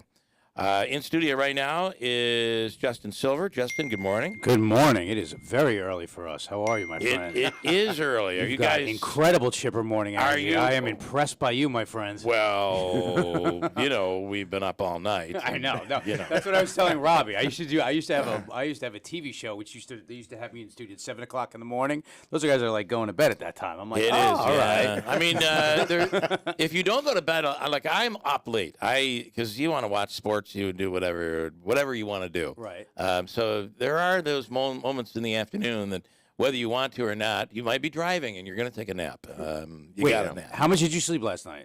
I went to bed at probably just after midnight. Just after midnight. Yeah. Okay. We had the great idea of saying, you know what? Let's beat traffic and leave Manhattan at 10 o'clock. We got here at a nice 3 o'clock, so I'm on 2 hours of sleep. You're going to catch me a little weird right now. Well, it's tough, great. right? You're trying to pick that time when people. The best time to leave New York is midday, but you don't want to. Yeah. You don't want to do or that. early in life and never go back. Yeah. I just listened to you guys talk. I just listened to you talking about the traffic here. I'm like, I know. I was driving. This is like the Autobahn compared to where we live. I'm like, are you goddamn kidding me? What are you complaining about? The people who, I mean, I'm from here, but you go other places and you're like, wow, this is traffic. I gotta say, this town was great till they put in those circles. Yeah, I know. I'm gonna have a word with that pavement guy. Yeah. All right. What kind of grade of pavement are they using? It is. We don't like change in this town. I was. Can we get a little AC? I was thinking about what you had to be thinking in the green room. Yeah. Like, here we are. We bring in the DOT, and we're talking about opening a ramp, and that's a big traffic thing. And if you obviously travel, you live in the city, you realize we don't have problems here. But we just think we do. Having a car in Manhattan is like having a pet rhinoceros. It is the most inconvenient thing. It is. You can't even use it for that. I'm like, oh, you know what? I'll go get groceries, park. I'm like, you're not doing any of that. Right. I had a friend that lived, and they tried to do the alternate parking thing, and you had to be setting alarms. It's like they'd argue over who was going to go all the way downstairs to go out. Having a child. It is like that. You're right. What's great to me is like the street sweeper will pass at 9:30, but you still have to stay in the car till like 10:30, and I'm just like, this is just like, I know. People get creative. There's sometimes fist fights. It gets exciting. It does. That's always good, which is why most don't have a car, right? Yes. In New York, there's no reason to. And now they've taken away in the city, they've taken away a lot of the lanes. Yeah. All of a sudden, there's sitting areas, and people are eating in what used to be a traffic lane. I've taken flights to Guam that have been quicker than me getting across town, my friend. So. I know. Dude, they got to get rid of those sheds. The sheds are. Those things are a nightmare. They took away too much parking. Oh yeah, when are they? We're like, hey, we're not doing this anymore. I don't know. I don't know what has happened because there must be still people that don't want to eat inside the restaurant. Yet they have them buttoned up so much, you might as well because they're airtight outside. It makes no sense. I They just know. gave free real estate to these restaurants. They really did. And I think we should have a monster truck night in New York City and take them out. Yeah, I one night like it. only. So, what's it like doing comedy post-COVID, and then in such a political time that we're in right now, where you mentioned politics and you're angering, half the crowd. You know what? I got to tell you, it was so. We did shows during COVID, which were, they were very spread out, maybe at 30% capacity, which was a lot of fun because it's like comedy's such a cool thing. You're connecting with people. You're like, and this is like a thing that we thrive off of. And then afterwards, you could just see there was just like such a need and a desire for it. Listen, man, if you're coming to comedy clubs with your political agendas and you're if someone's going to talk about my one button that's going to upset me, I'm going to get all curmudgeon-y on it. It's like the point of comedy is like, there's like a love going on in there. So with your friends, what do? You mess with them, you make fun of them. So if you can't like let that go and allow yourself to just let your shoulders down, it's like, pick something else, pick a march to go to. Right. Don't come to our show. You're right. You know what I mean? So, have you been up here before? Have you guys, either one of you? Where are you from, Robbie? I'm from Stamford, Connecticut. Okay. And I don't think I've ever been to this specific town. All right. Because, you look like you're from New York. I'm from You look like you're from here. Where are you from? Yeah, I look like I've committed a few mafia crimes. That's right. Well, you could be. Then you look like you're from here after all. And I'm Jewish, so that's all. Wow. What you basically just said is you're very handsome and you look like you don't have money. You're the Connecticut boy, homeboy. That's really not what I said. I'm upstate all the time. Yeah. I was actually upstate last week, so I spent a lot of time upstate, but not at this specific club because you just reopened again. We reopened. We were open. We were open maybe 10 years ago. Yes, and I know then, this. And then we reopened, and then COVID hit. I mean, and we were just about to open when COVID hit, and that blew. And then trying to get open where people were comfortable with the fact that they could go out again. Well, Mike, you just have to educate them on that COVID isn't real. You're right. That's on you. You're the radio guy. You're absolutely right. Just let them know. I should become a COVID denier, and we'd be. We would then be. you can get your business back open. We'd be all set. Yeah. So, No, but we're excited to do it. It's cool to come to like upstate towns. It's like I find the audiences up here are great. Like the East Coast audiences that are a little bit like outside of the city. It's like those are great audiences for us. I always appreciate them. And I think they're right now everybody's yearning to just get out and get past all of everything that we've dealt with for the last few years. Oh hell yeah! And there's so much material on it. There is. And most of the people that were going to die are dead now anyway. So You're right. You're we right. can finally get moving with the our lives. unfunny ones and the ones who Yeah. don't like to laugh. Well, they're Exactly. kind of gone now. I'll so. tell you. Speaking of that, this rubs listeners the wrong way. I apologize. I was performing 2 nights ago, and a great audience, but there was a woman with a cat sitting. Yeah, you got me right. She had a cat at the club? Did Cat she at have the it on a club. leash? No, Rob. This cat was just sitting there, and I was like, "Hey, is that a cat? Is that?" And she goes, "Is that a?" Excuse me, miss. Very politely. Yeah. Is that a cat? And she goes, "Yes, it's my emotional support cat, and my pronouns are they them." And I was like, I was going to ask what this emotional support cat is for, but I think we all get it now. Moving on. Like, you're just picking the wrong place for this argument. I was know. being polite. Come on. Yeah. And I'm confused by the pronoun thing. Shocking. Right? Yeah. But if you say it to like my daughter and my kids, they're like, well, it's very simple. Of course, it everybody sounds knows. more offensive that you want to be referred to as a them. A them. I don't Yeah, understand. that I don't doesn't. listen.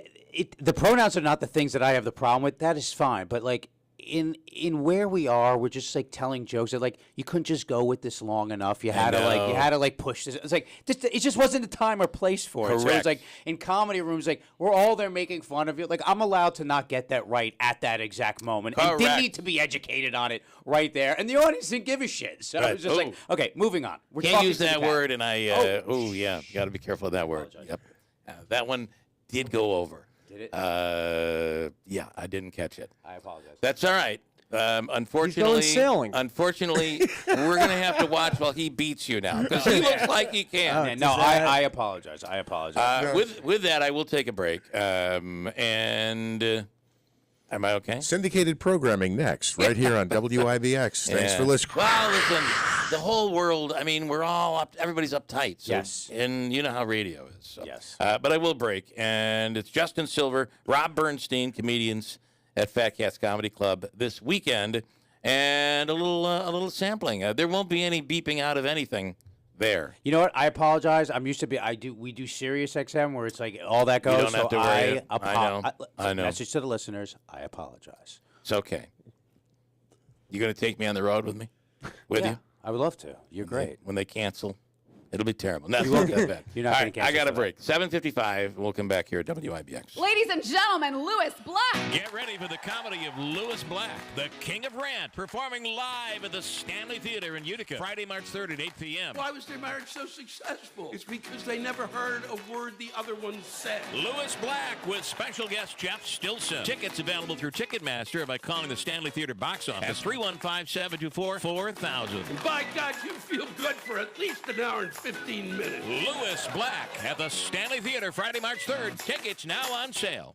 Every day at NBT Bank, we focus our business around all the ways we can help yours. We're large enough to offer leading business and digital solutions, but local enough to ensure personalized one-on-one service. So turn to NBT Bank for a full range of business solutions, like capital and treasury management services, even fraud protection, and see how NBT Bank is just the right size to help you do big things. Visit nbtbank.com to learn more and start a conversation. Equal housing lender, member FDIC. Mark Rose's experience is unique. City Court Judge in Little Falls for the last 14 years. Visiting judge for Utica. As a 30-year practicing attorney, Mark Rose has argued cases at all levels up to the Court of Appeals. He's served as a municipal attorney in towns and villages across New York's 5th Judicial District. And now Mark Rose is running for state Supreme Court to serve all of us. Experience, integrity. Mark Rose for state Supreme Court. Paid for by the committee to elect Mark Rose for state Supreme Court.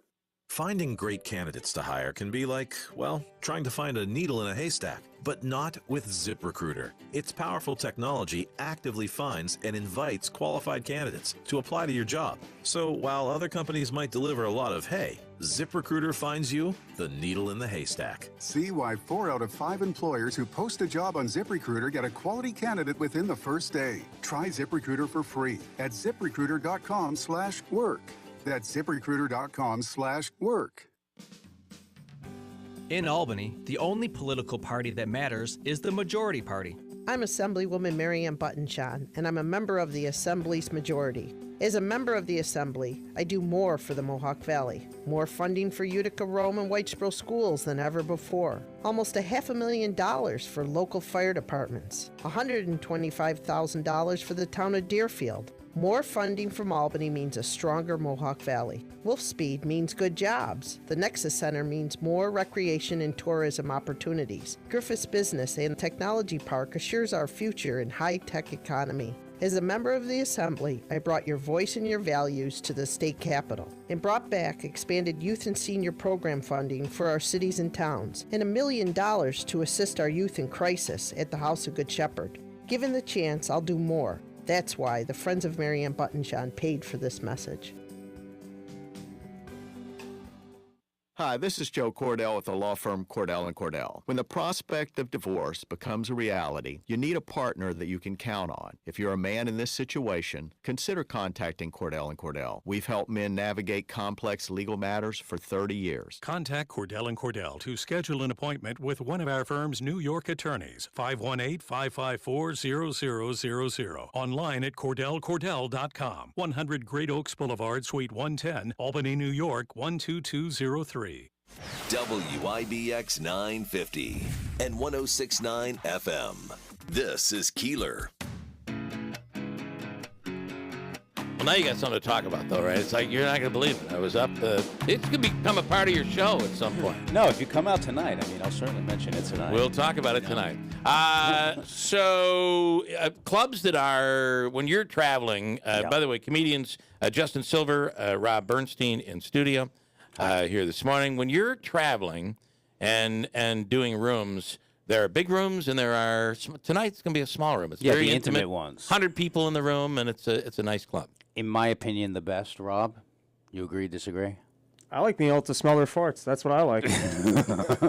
I like the intimate rooms because, like, comedy. Listen.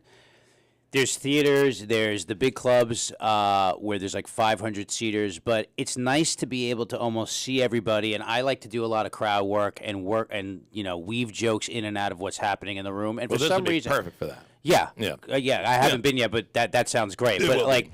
I feel like people respond to crowd work the most because it's like, that's happening in the moment. Right. So it's always usually the thing that gets the biggest laugh. And then the skill of like working jokes in and out of that crowd work, it's just so much more accessible in a smaller, more intimate room. And that's like comedy is sort of like born that way. It's like it was like a vaudeville thing. If you go to like the most famous clubs in the country that are like, it's the Comedy Cellar, it's the Store in LA. It's like these are not massive rooms, right? So it's and it's nice to be able to play people off of each other. So versus an arena like Adam Sandler was in town, 5,000 people, great show. Yes, unique show if you've ever seen him, but of course it's different with 5,000 people. It's different. You're basically on like this is the show that I wrote and am performing, and there's the intimacy of being able to just kind of go in and out of it and messing with the people that are in front of you. Like I enjoy the most. Right. We'll talk more here with comedians in studio next hour. I have a crazy story about a guy, and this is going to be interesting for you guys as well, about a guy that really ran into a very bad racist situation. And how it ended will make everybody, I think, kind of feel pretty good, right? Someone tell you about my weekend? Yeah, it might have been. All right, stand by. WIBX Utica Rome, it's 8 o'clock. Right now, it's not. It's higher at 376. Fox's Peter Ducey citing AAA numbers. Elon Musk is now in charge at Twitter, posting the bird has been freed. Elon Musk has reportedly completed his takeover of Twitter and fired executives, including the CEO and CFO, and also Twitter's top legal and policy executive, Vijaya Gad, a key employee involved in removing former President Trump from the Twitter platform. That's Fox's Matt Finn. A fire at a house in Broken Arrow, Oklahoma, near Tulsa, has left 8 people dead. Kind of horrifying to think about. That's a lot of people. He's a neighbor. Police are investigating it as a possible murder case. A scare on Miami Beach. Residents of a condo tower evacuated last night, told the structure's unsafe on the same street where there was a collapse last year, killing nearly 100 people. America's listening to Fox News. Hey, a lot of you know that I learned how to use a firearm when I was 11 years old. I've been practicing my entire life, and people ask me all the time, Hannity, what kind of gun should I get? Well, now I'm telling them, go to Henry Repeating Arms. And I always tell them to start just by going to their website, henryusa.com. You're going to get a free catalog. Now, Henry has over 200 models of rifles and shotguns to choose from. They're made with the finest craftsmanship I've ever seen, and you don't beat their performance. Every one I had was accurate right out of the box and reliable ever since. Their company motto is made in America or not made at all. They have a lifetime warranty, family-owned business, and these folks are true patriots who give back to our military, our vets, our first responders, sick kids, you name it. They support gun safety, and they support our Second Amendment. So if you're in the market for a high-quality, American-made firearm, just go to henryusa.com. You get their free catalog, list of dealers, and free decals, henryusa.com. You'll love this company. Good morning, WIBX First News with Keeler in the morning. News time is 8:03. It is Friday, October 28th. Your news is brought to you by Country Suburban, your premier Lennox dealer. 31 degrees. We'll have your full forecast coming up in just 2 minutes. A Utica man facing years in jail after being found guilty of multiple crimes from earlier this year. Jahari Brown was convicted in court yesterday. 19 upstate New York school districts are getting busloads of federal money to buy some all-new electric school vehicles. U.S. Senator Chuck Schumer announcing a total of $50 million in funding for the purchase of 130 low and zero-emission buses for upstate districts. The money was included in the Bipartisan Infrastructure Investment and Jobs Act signed by President Biden nearly a year ago. Among those districts receiving grants in this round are Adirondack and Fabius Pompeii. You can see all the districts included in this round of funding at WIBX950.com. Whitesboro police attempting to locate a 15-year-old who may be missing. Police say 15-year-old Alani Panetto left her home in the village of Whitesboro and has not been seen since. Police not saying when the teen left her home or how long she has been missing. You can see her photo on the WIBX app. New York State police continue their search for a Massachusetts man last seen on a boat launch in the Mohawk Valley. Frederick Mayock was last seen Saturday afternoon putting together a kayak just off of Canandaigua Lake in Otsego County. Police say the kayak and some of Mayock's personal items were later discovered, but the 47-year-old has not been seen since. The lake is located about 15 miles south of Herkimer. President Biden finishing up his first trip to Syracuse since becoming commander-in-chief last year. President Biden spoke at Onondaga Community College yesterday, where he praised Micron Technology's decision to invest in the central New York region. Micron's planning to build a brand new computer chip fabrication plant in Clay. Construction is expected to begin in 2024. The hope is that production will start in 2026.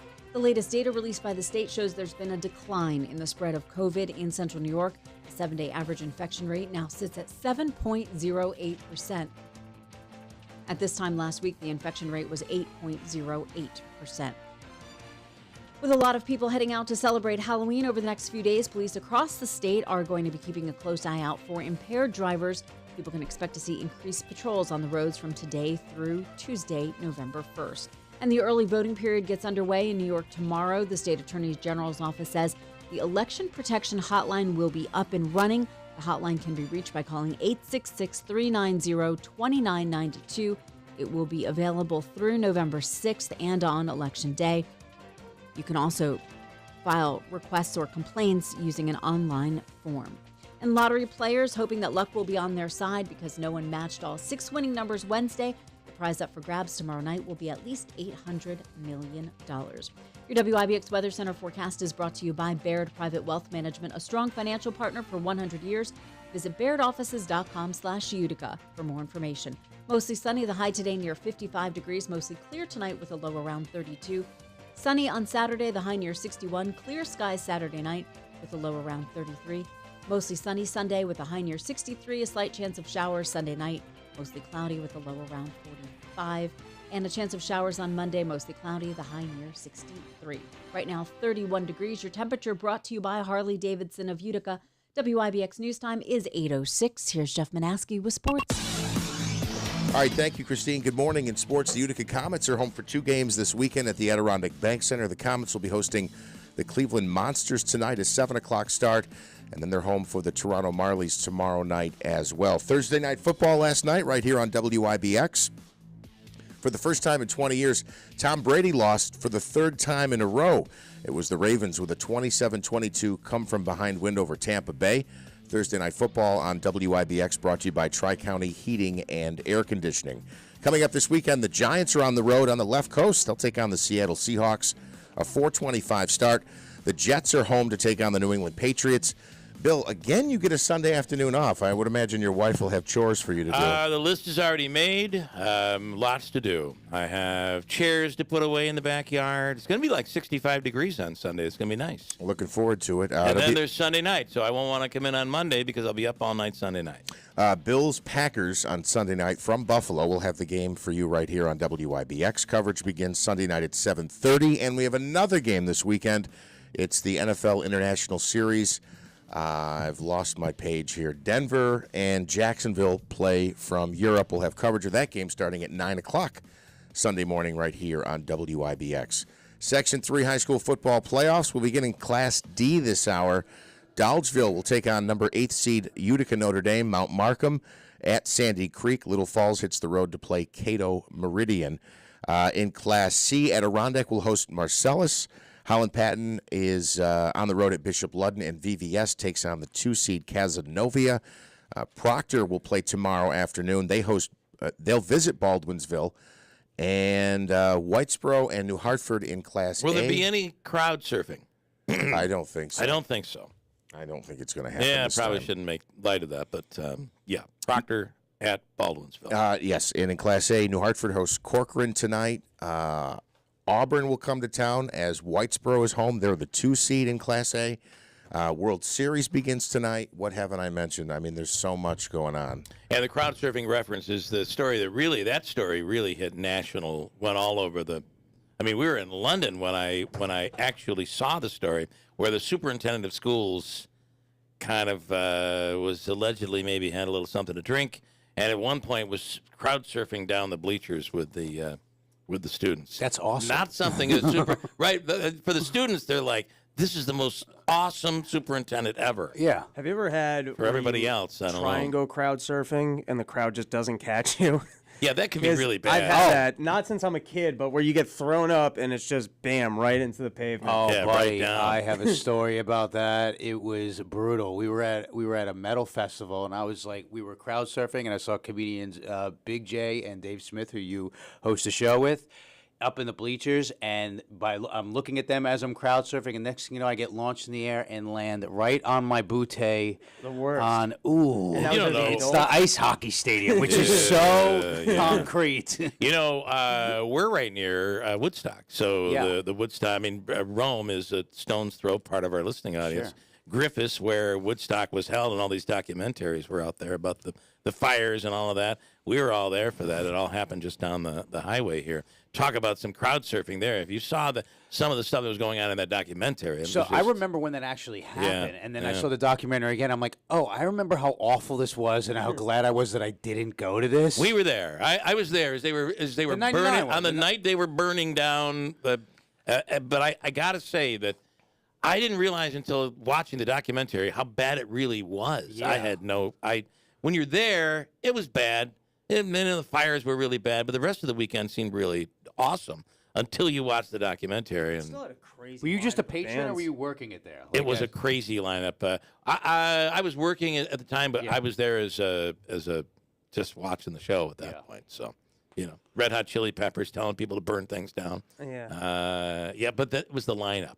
The lineup was I think we all predicted something was going to happen with that lineup. Skit when that's when it that's when it all hit the fan. So Blind Melon, that video lives on of their live performance. I think that's one of their only. Yeah. Like if you go to YouTube, I think that's one of their only like live concerts. I mean, find. and again, former Air Force Base right down the highway here. So Pretty wild. Can I ask, of the sports that you were mentioning, what's like the local sports thing to see this weekend? And if it's during our comedy show, then don't mention that one. Yeah, please. Well, the Comets are home tonight. That is during one of the shows. But we have Utica College hockey this weekend, Utica College football, which is big. But Syracuse University, Syracuse playing Notre Dame tomorrow at noon on ABC. That's a big Do deal. college kids fight a lot? Like if you go to watch a hockey game, do they scrap?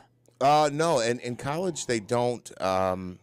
They'll fight at the AHL level, obviously, but no, the Pioneers are not allowed to fight. You get ejected from the game for that. In studio here this morning, Rob Bernstein and Justin Silver, comedians tonight at Fat Cats Comedy Club. Check them out. Go to fatcatscomedyclub.com for details. We'll come back with them in a second. Mazda continues to win awards in performance and safety, reliability with an increasing loyal following of drivers. It's Mazda's incredible engineering, and Ricky Z is putting on, who, of course, puts together such a great experience for you at Steve Ponte Mazda, is putting on this Billy Joel tribute show. He's amazing on the keyboard, has gathered a group of incredible musicians. It's next Friday. Go to the Stanley website for details. And it's Rick over at Steve Ponte Mazda saying, let's make your deal on a Mazda and see why it's always easy to do business with a family-owned and operated Steve Ponte Mazda. As we said, Justin Silver, Rob Bernstein in studio, and a guy who went through a really rough situation. Am I saying he's here? No, I just talked to him. He's looking to reschedule for next week. He's a little under the weather this morning. Okay. We'll talk about that. And some moments with Christine here this morning. We'll talk about that as well. 8:13 at WIBX. I can't take this kitchen any longer. Carl, we need to start looking for a new house. Honey, you know the housing market is tight. It's going to be next to impossible to find something that we like. I know, but this kitchen has to go. Hey, what about a home equity loan from Adirondack Bank? We can turn the equity from our home into cash to renovate, just the way you want. Renovate? Adirondack Bank has competitive rates, and they've been a trusted community bank for decades. A new kitchen. Wouldn't that be awesome? Yeah. Then, of course, we would need new furniture, and we could repair the deck, even add a pool, and take that trip to Italy that we've always talked about. Whoa, slow down, honey. Let's go talk to the experts at Adirondack Bank about that home equity loan. Then we can decide where to start. I've always wanted to add on a craft room, and our bathroom needs a facelift. Don't move. Improve. Stop into your local Adirondack Bank branch for more information on a home equity loan or visit AdirondackBank.com. Bank local with Adirondack Bank, your hometown community bank. Equal housing lender, member FDIC. Saturday at the Rome Capitol Theater, it's a Frankenstein double feature with the House of Frankenstein and the classic horror comedy Abbott and Costello Meet Frankenstein at a 2:30 matinee and an evening screening at 7. He can't get in here! The Frankenstein double feature on the area's largest movie screen, Saturday in the beautifully restored Capitol Theater. Tickets available online at RomeCapitol.com.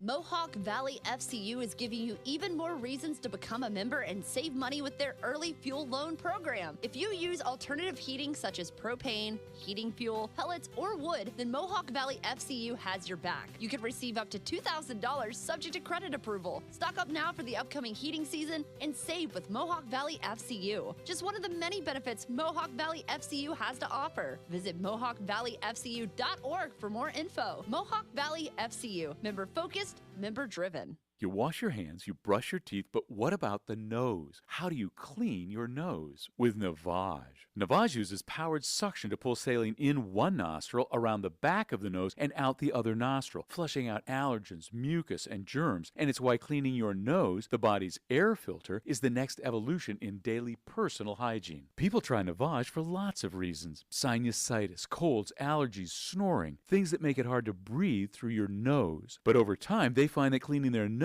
makes them feel better, a lot better. Over 3 million Navage users have written more than 100,000 reviews, averaging 4.7 stars, saying, best product I've ever used, and amazing, I love my Navage. Navage helps you breathe better, sleep deeper, and snore less, but the biggest payoff is improved health. Navage is good personal hygiene and can help you stay healthier. At Walmart, Walgreens, CVS, Rite Aid, Target, and online. Navage, N-A-V-A-G-E, clean nose, healthy life.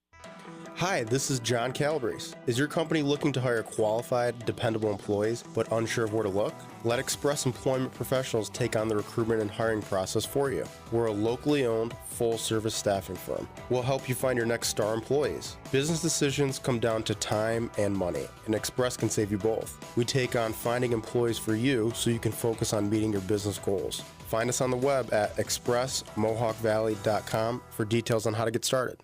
Are you looking for a great job? Stop searching. ECR International is hiring for assemblers and maintenance technicians. You could be working for the company that actually helped kickstart the world-famous Boilermaker Road Race. Both of the positions that we're currently hiring for offer excellent pay with a full benefits package. Instead of waking up every day dreading work, wake up and have a fulfilling job working for a great local company. Work for ECR International. To find out more, just call Express Employment at 315-790-5723.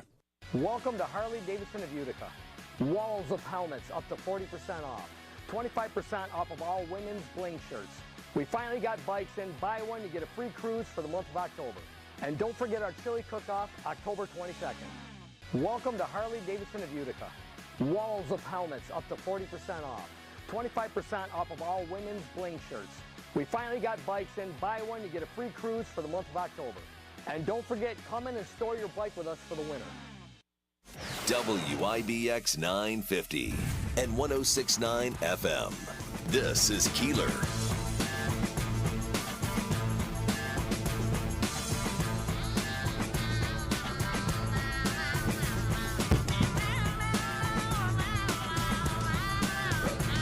So I'm going to let Jeff tell this story coming up here in a little bit. It's Friday going into the weekend. Justin Silver, Rob Bernstein in studio, comedians. It'll be at Fat Cats Comedy Club this weekend. And so tell this story. He's going to come on Monday, though, right? Yeah, we're looking at now Monday or Tuesday. So I don't know. I feel like at this point I was ready for it, and I was planning on it. So you got to at least give me a little bit. Yeah, so we talked to this gentleman originally a couple of months ago, Bryant Mathis, and he was doing, I don't remember exactly what it was that he does, whether it's some type of inspection, some type of insurance, an adjustment. He's a home reaper. He takes people's homes. Well, no, he explained before that he works for the mortgage company that... I think that's what it was. So when maybe somebody's either maybe when they're looking to buy a home, they got to come out and scope out the property. I don't know. It's something to do with the bank and the mortgage company. Right. But it also might be if they're late on their payment. Yeah. Where he's scoping it out to see, what the bank could foreclose on. He had to, remember he said he had to confirm occupancy for insurance and other purposes. That was one of the things he explained last time he was on the air. That sounds so scammy, though. That sounds like I'm not allowed on your property, but this is the line I was told to say. Well, and it is I will tell you, it's a rough job in that anybody, just imagine especially in upstate New York, where you're really suburban areas, a lot of times more rural areas, and you see somebody walking around your property or near your property, the first thing you think, and it has nothing to do with color, the person could be white, but it alarms people, I think. Of course. So you automatically are like, this is my property, get off my property. And I think that's where these tend to start. Well, I would think you'd have to identify yourself.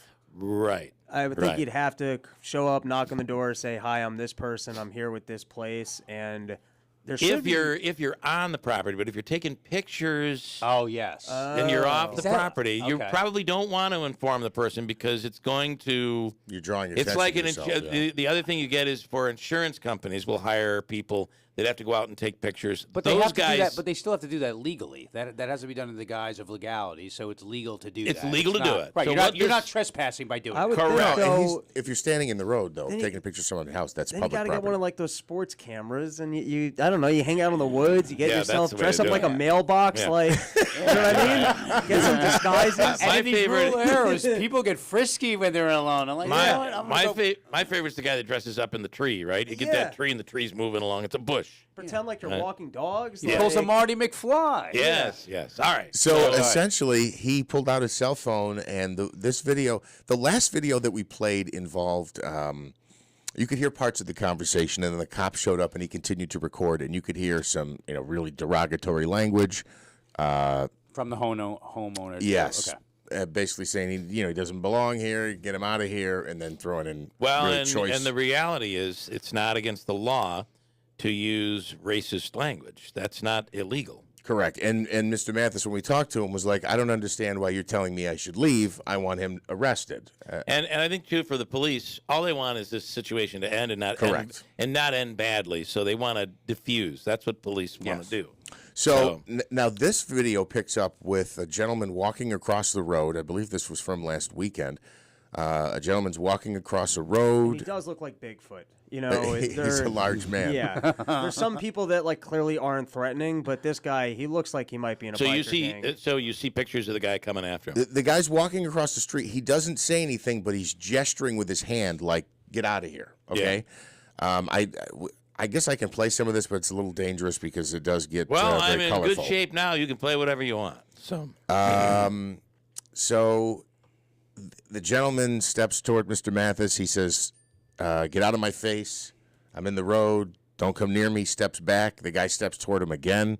clearly, he says to him several times, if you're threatening me, you are. Yeah. I'm feeling threatened. If you step one more step towards me, I'm going to knock you out. And but before he does that, he goes, here, if you're going to step toward me, I'm stepping back. But And if he you did. step toward me again, I'm Yes. going to, and then... So there we I go. think our guy did everything he could do to get out of the situation, but the homeowner just kept coming at him. Boy, did he learn a lesson. Oh, Continue, boy. please. Wow. The video kind of cuts off, and then the next shot, then it cuts to a shot of the gentleman shown walking across the street, leaning against a vehicle with his face pretty severely swollen and bleeding. And then there's a shot of blood in the road and on a vehicle. It obviously turned into a physical altercation and is not pretty at all. Yeah. Did Mr. Mathis get fired or a raise for this? Do we think? What do we think on this one? That's a good question. We'll have to learn on Monday. I Robbie. think we'll We're find sticking out around Monday, the next yeah. day. You guys are gonna have a blast this weekend. My guess is you want somebody that can take care of themselves out there. That's not an easy job to do. I would think that if I was a bank, I would think I would figure out how to be more tactful that these situations aren't escalating. Yeah. You know that you're showing up to take someone's house. If that's the case, I don't know that that's definitely the case. But if that is the case, you can understand that these people are not in a very good situation. Correct. They're emotional, highly emotional, and they probably have some reason why they believe they're being wronged. Yeah, and I really don't think this is foreclosure type situations. It's something else. just It might be peeping on related people? to it. Then it's his no, fault. no. But he had explained again that he works for the company that these people have mortgages with, and for insurance purposes. I think we asked him, "Are you there to foreclose on the houses?" And he's like, "No, I'm not." Yeah. Well, he's giving information to the bank that the bank Right, and it wants. may be pre-foreclosure. Correct. That could be right. Yeah, it could be. So anyway, but I think I agree with our guest here that if I'm his employer, I'm like, look, this isn't cool, and I don't appreciate people talking to you like that, but you can't be having MMA fights out in the street every time you show up at a property. But he did say to the guy, I'm stepping back," and he steps back, and then the guy still came after him. Street. He's not on. Yeah, he's I not know. trespassing Yeah. on this guy's property. Yeah. He's in the I'm street. not at all suggesting, based on what I saw, that he did anything wrong. I'm No, just I saying get- for business purposes, But here's the thing. this is not like the 80s and 90s anymore. You can't fight anymore. I Like, know. it's not awesome You're right. anymore. You're You used to right. be able. Someone's talking to your girl the wrong way. You could be like, "Well, take a step around the corner." Now you can't even do that anymore. There is and here's the difficult part of this is today you worry that somebody's going to pull out a gun. I mean, it used to be it would be a fist fight. Today they pull out a gun and they're shooting at you, and that's what I'd be worried if I'm this guy, that the guy goes in the house and gets a shot. And there's no way a guy like that does not have a. You're shotgun. right. Probably. You're right. Yeah. So, however, there is a little piece in me. Yes. When I actually see someone finally get to Tom Brady and just knock him on his keister, that feels good. Yeah. And this I feel good about. He cold cocked the guy. He knocked him out. He left blood on the macadam there. And I'm okay with it. The guy was an a-hole. He was a terrible person. The trash talking after was my favorite part of the video. Yeah, that's right. He's like, Hey. "Hey, you feeling all right now?" Yeah. He's like, "Look, I'm sorry, man. I just We will have him in on Monday morning. There was another story, Christine, and by the way, you'll hear a voice. Christine is in North Carolina right now, so broadcasting live from there. And today is her last day with us, so it's kind of a sad day for all of us here. Christine, you're there, right? Oh, she walked away. I think last segment was her last segment. That's right. With us. She said, She's going I now. am not going to identify with this program anymore. But there was a story recently where these people bought a house. And this is how bad the law is right now. Like there is, with the bail reform and everything we're talking about up here, the family, husband and wife, buy this house and it's kind of run down. And they buy it from the bank. Mm-hmm. They are driving to the house to kind of scope it out. They're going to have repairs done. And there's a U-Haul truck in the driveway. And what the homeowner said is what's odd about this is it kind of looks like these people are moving in, not moving out, and it's exactly what happened. So now the people are moving in. They're like, "What are you doing?" And the guy's like, "Get off my property." And they said, "This is not your property. We just bought this from the bank." Two people bought the same house? They moved into the house, and they won't leave. They claim they bought it from a former owner or something. The bank says there was no former owner. So there's this battle going on. But these people have purchased a home, paid for it, and no one can get these guys to move out and leave. And the law won't move them out. They're saying I think there's legal loopholes that allow squatters to do some things. In New York right now, that's where we're at. I have the solution for this. You hire a camera crew. You make it just like one of those real world episodes. They have to live together. We have confessionals, see if they get along. I like it. Surreal life is back. Yeah, no, there is actually somebody who's done this. I could probably find the video, but essentially, I think there was some type of a breakup. Somebody moved out of the house. Somebody from down the road came in. They were squatting in the home, and they confront them on camera. And they're like, this isn't your house. And they're like, well, the cops don't make me leave. And they go through this whole explanation. I actually got to show you the video. There might already be a TV show. Are they about like this. sharing food and have to write their name on the orange juice in the refrigerator? Like, this is the squatter's orange juice. This is the homeowners. That would be great. Where's my milk? Where's my milk? Someone This is my fat-free yogurt. You have the whole milk. Come on, dude. I love it. I love it. This could be a job for that camera guy. I'm thinking, Put him right? on I'm that, thinking yeah. our guy that just went through this on Facebook. What's so. crazy about that story is, that's what they have title insurance for. And I would think that it would be bad for the bank's bottom line if they're selling foreclosed homes. That They Correct. don't Well, have. by law, the house belongs to the people who bought it from the bank. Right. But they cannot get these people to move out. I have to You're telling say, me if I got a U-Haul and I was quick enough and found out when the bank sold a home and just got in there, I can have a couple months. I almost feel like you're going to get a couple of months. I do. I'm serious. I think it's crazy. I'll have a farm in Utica No, next week. and then you Airbnb it. This is going to be my new business. You do. And here's the best part. Today you can't shut anybody's electric off, so they got full power. They still have cable TV. Everything's good. You get 2 months of hanging out there. It's just, it's crazy. This country figured out. I think he does. You can bum rush a house, get there first, and declare it your own. Put a flag on the roof. It's yours. Yeah. Yes. Yeah. Justin Silver, Rob Bernstein in studio. Quick break. We'll check in with Christine. Coming up here at 8:29 WIBX. Saturday at the Rome Capitol Theater, it's a Frankenstein double feature with the House of Frankenstein and the classic horror comedy Abbott and Costello Meet Frankenstein at a 2:30 matinee and an evening screening at 7. He can't get in here. The Frankenstein double feature on the area's largest movie screen, Saturday in the beautifully restored Capitol Theater. Tickets available online at RomeCapital.com. My friend and I are taking a trip to Mexico this year, but neither of us speak Spanish. So we downloaded Babbel and started learning Spanish fast. Want to get conversational in another language in as little as 3 weeks? Babbel's quick 10-minute lessons were designed by language experts to be the most efficient and effective way to learn a new language. ¿Cómo te llamas? ¿Cómo te llamas? ¿De dónde eres? ¿De dónde eres? Babbel's interactive lessons are created by real language teachers and voiced by real native speakers using a modern conversation-based method. So in no time, you'll be speaking confidently about real-life topics in another language. Nosotras vamos a México en 2 días y ahora hablamos español. Gracias, Babbel. Sí, muchas gracias. Babbel, language for life. Celebrating 10 million subscriptions sold. Now try Babbel for free at Babbel.com. Just go to Babbel.com and start learning a new language today. That's Babbel.com. Babbel.com. Alex and Sarah had heard Mattress Express's new weekend talk show called Pillow Talk, where we discussed sleep divorce, couples sleeping in separate beds. They were headed that way and they didn't want it. They came to Mattress Express to try the number bed because they couldn't agree on a bed. Alex had a bad back. He liked his side firm. He selected number 42. We elevated his head and feet, put the massage on medium. He said he had not had that relief in years. Sarah liked a softer bed. Her number was 18.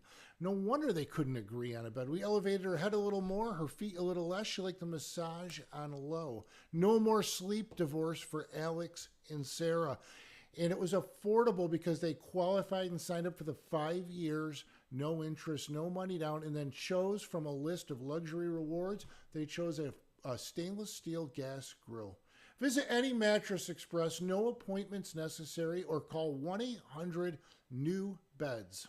Truck crash? Choose William Mattar, the largest motor vehicle accident firm in the state. After a crash, an investigation may need to be started immediately, so call now.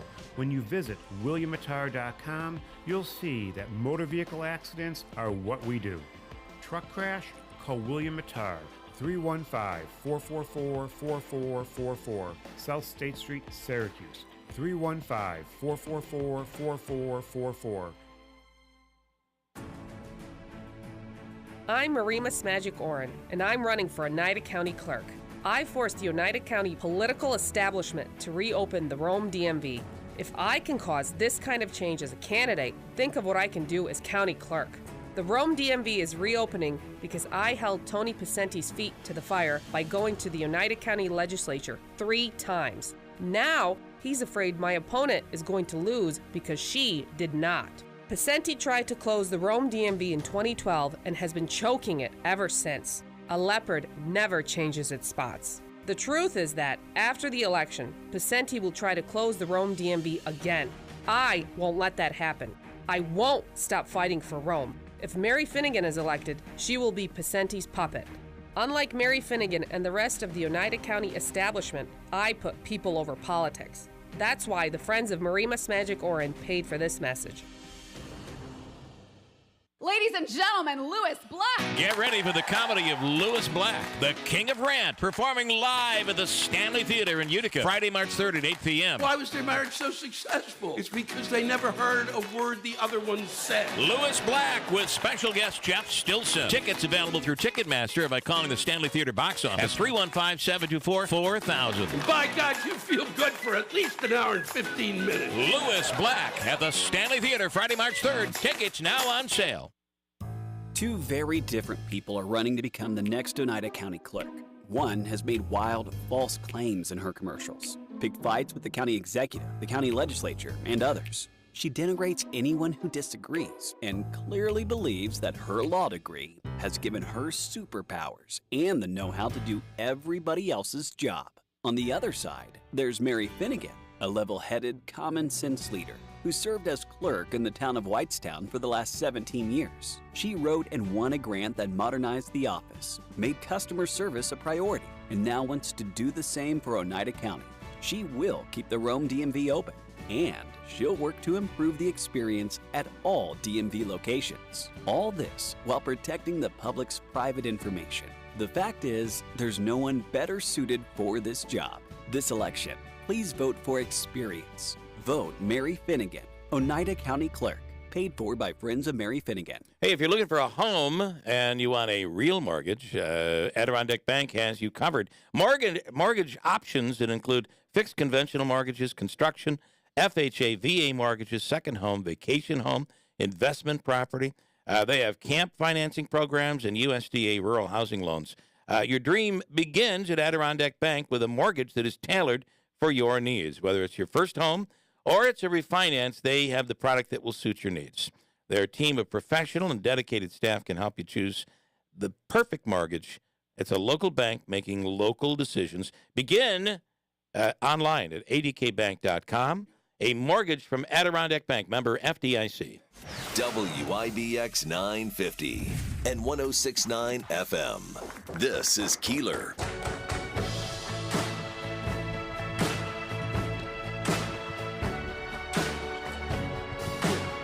All right, in studio is Justin Silver, Rob Bernstein, comedians that'll be at Fat Cats Comedy Club.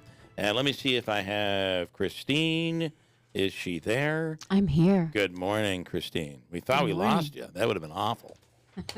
So you can never lose me. Say hi to Justin and to Rob. Hey, Justin. Hi, hey, Christine. Rob. You have a beautiful voice, by the way. I'm in. I don't want you to leave. Are you We available? don't either. None of us want her to leave. Thank you. But she's leaving us today. Today's her last day. So I don't think are we going to talk about that? We're just going to be like, yep, today's it. I don't really believe it. I don't believe it. I don't believe it either. You got a great opportunity where you're at, which is awesome. And this is a big opportunity for you right now. It is a big opportunity. And gosh, I don't want to cry. No, don't cry. It is a big opportunity for me. I'm going to miss you guys. I never anticipated that this would happen this way. So it was my intention to move up there. And that just did not work out. And I'm extra emotional because my son went to Germany yesterday. Yeah, you got all this stuff going on at the same time. Yes. Yep. And he's actually not even there. His plane got delayed. So he's on his way to London right now. Christine and I have both gone through the same thing. So we're having kids that are traveling all over the place. And it is, it does get emotional, right? It and does. Your daughter went off to school, and now your son is going off to Germany. So crazy stuff. Yes, Yeah. and one of the things they said to me was, please don't sell our home. So that was the That's other really thing. where this all comes from, I think. Yeah. Plus, Christine used the S word on the air last week, and she's got to go. It was a quick end. Yeah. Christine, Yeah. I don't know what our future is, but we're going to be together in it. So. Okay, I'm looking forward to it. Two S-word lovers walking off into the distance. It's really awesome. It's going to be beautiful. Yes, you will be greatly missed, and I do think that you made the right decision for you, and that's all that matters. So. Well, yeah, I'm hoping that everybody with whom I've been able to reconnect in this past year does not lose touch with me. So I will post on social media as soon as I'm allowed to do that, where I am and my new position, and I'm hoping that we can all help each other out in the future. what she's saying is she's making more money. Yeah. Which is always good. That's the undertext I'm getting. That's all that matters. Right? Can't fault more. Short-term, small interest loans. All right, good. Call me. Good stuff, Christine. Listen, anybody making predictions on what will happen this weekend? Syracuse, Notre Dame. You guys follow football at all? College football? I don't follow college. I follow pro football. Okay, well, we can talk about the Bills. We're big Bills fans, so obviously upstate. I stopped following after OJ. Yeah, that ruined it for me too. It's just not the same. awful. Yeah, I have a friend in Cincinnati who got OJ's cell phone number. Yeah. And relentlessly called OJ every day, multiple times, and recorded the calls. And for about 2 weeks, OJ kept picking up the phone. Oh, of course he did. He's a psycho narcissist. He is. He's a narcissist. And he's picking up he'd pick up the phone. He's like, I don't know, I'm at a dinner party, and then my friend Chris would be like, hey, OJ, let's go kill somebody tonight. And OJ just kept picking up until finally, after about 2 or 3 weeks, the phone number changed. It's a legendary call. Stern even plays the call. It's a great call. But the Bills minus OJ. Big year this year. Buffalo's having a huge year. I love small towns that love their football team. Yeah, So, well, like, that's us. Yeah. But this is still Giants country, right? I Yeah, mean, you're well, rocking- I'm a Giants fan. It is more Bills up here, believe it or not. Yeah. There's like 3 Jets fans in the whole region. There's probably I don't know. There's a significant amount of Giants fans. There are a Really, lot of the Bills- Dolphins fans. the Bills Christine rule is a the market. Dolphins fan, yeah. I think that you get the more Utica is very much kind of more of a used to be a factory town, so you have a lot of middle class, and very similar to like a Buffalo. New York- Whereas Albany really affiliates more with New York City. Albany's Absolutely. there are a lot of Giants fans in Albany. New York, we are so spoiled with the amount of sports teams. Oh, it's unbelievable. In this state. Yeah. I mean, it is Yeah. unbelievable. Yeah, think about between and really when in college and professional, it's really unbelievable. Unbelievable. Yeah.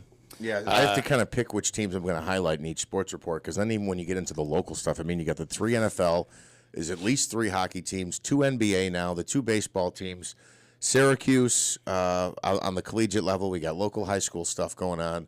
I mentioned the Devils because their affiliation with Utica. We got the 2 hockey teams here.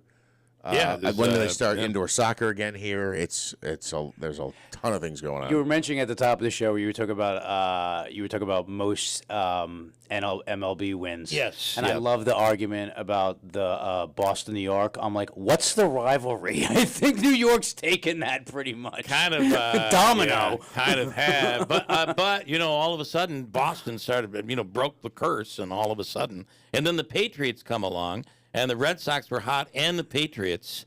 But now look at where the Patriots are. I'm kind of enjoying that. So, yeah. I can't stand the dynasty team for too long. It's the classic thing where it's like you want to see someone rise, and then when they're staying on the, You get to the point where you come down. Yeah, you're like, all right, enough already. Yeah, and I think that's the Yankees, right? We're also Mets fans here, so that's always tough. This was a rough year. Brutal. For Are you a both Mets New York fan? teams. I'm not a baseball fan. I'm more of like a fight fan. And I got to tell you, as a kid, I was a huge Knicks fan because we had season tickets, and it was the Knicks Bulls rivalry when Jordan was at his heyday. Yeah. So that was awesome. Davey, who's going to? What do you think? What are you predicting for tomorrow's Syracuse Notre Dame game?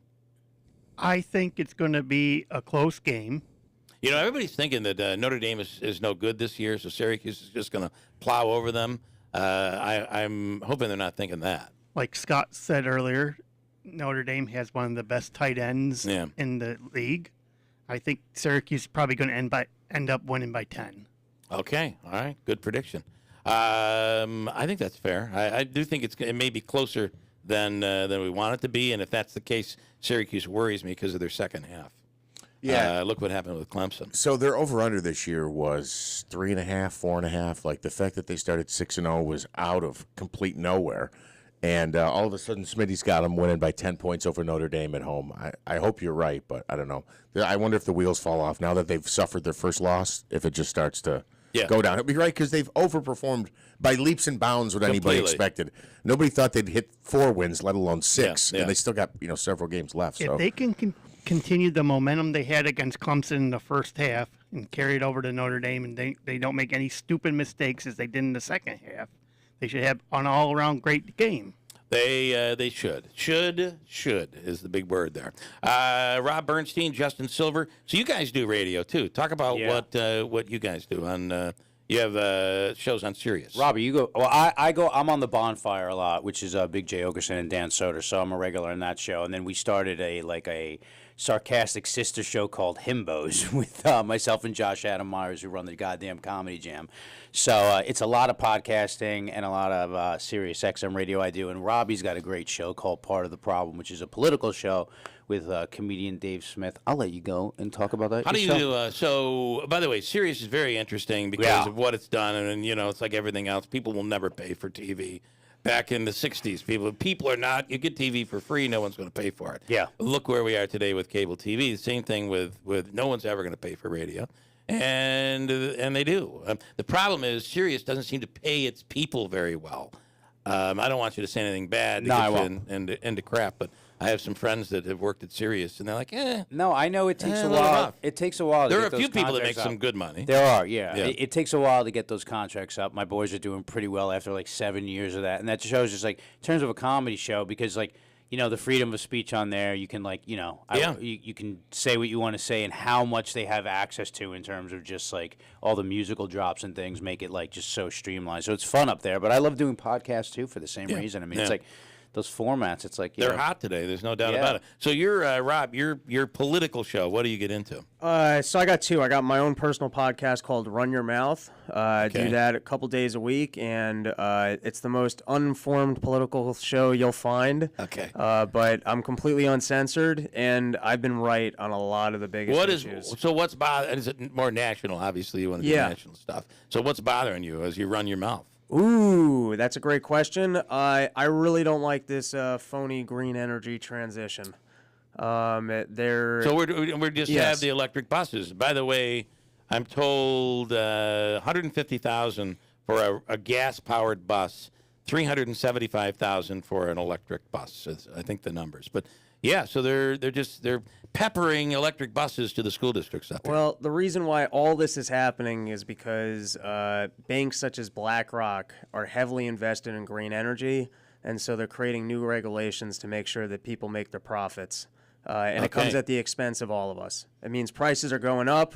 You're going to see a rough winter in Europe, and that is because they've made decisions that they want to drive up global energy costs to make the green energy more competitive. Yeah. But what you're talking about is economies collapsing and people freezing in the winter. Well, it's going to be really rough this winter. There's no doubt. I mean, as I said, we were over there, and you're riding in taxis that are full electric taxis. Those things move.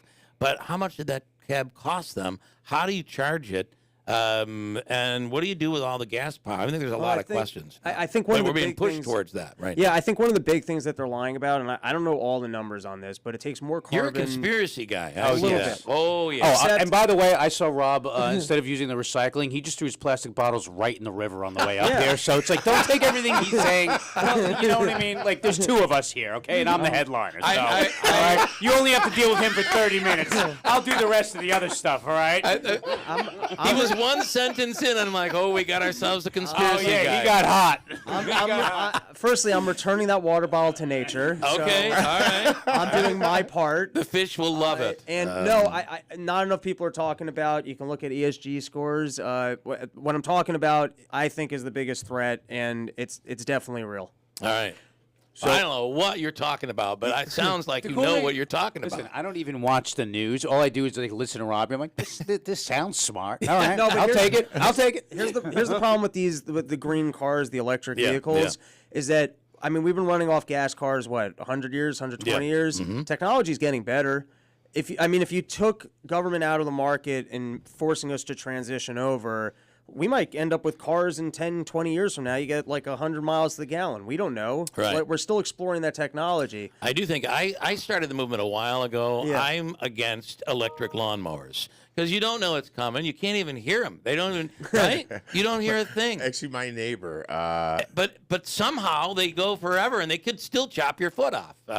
Yeah. My neighbor has one too. Can I tell you what I'm still looking forward to? That hoverboard from Back to the Future. I'm like, when is it's that? Once coming. that thing comes out, I'm sold on whoever makes that first. I agree. That's going to be awesome. And then we thought they did make it, right? A few years ago. They had the fake ones. It was like it. They would know that we'd created something. It's going to be huge. It's so big, we're just calling it it. And do you remember? It was like a riding thing, but it was... What was it? It was they had stupid. It wasn't a hoverboard. Okay. But it was... Everybody thought that was what was coming. All right. And it wasn't. So, and I'll just mention, I'm sure you're aware of this because we talked about this on the program when we're talking about green energy. I don't know how rural your area is, but we see the solar panels popping up all over, and it's something that comes up. We've talked about on the show. People are like, "That's our farmland. Why are we not farming that land? We're putting these solar panels on it, and farmers are making a killing. They're making a ton of money by doing this.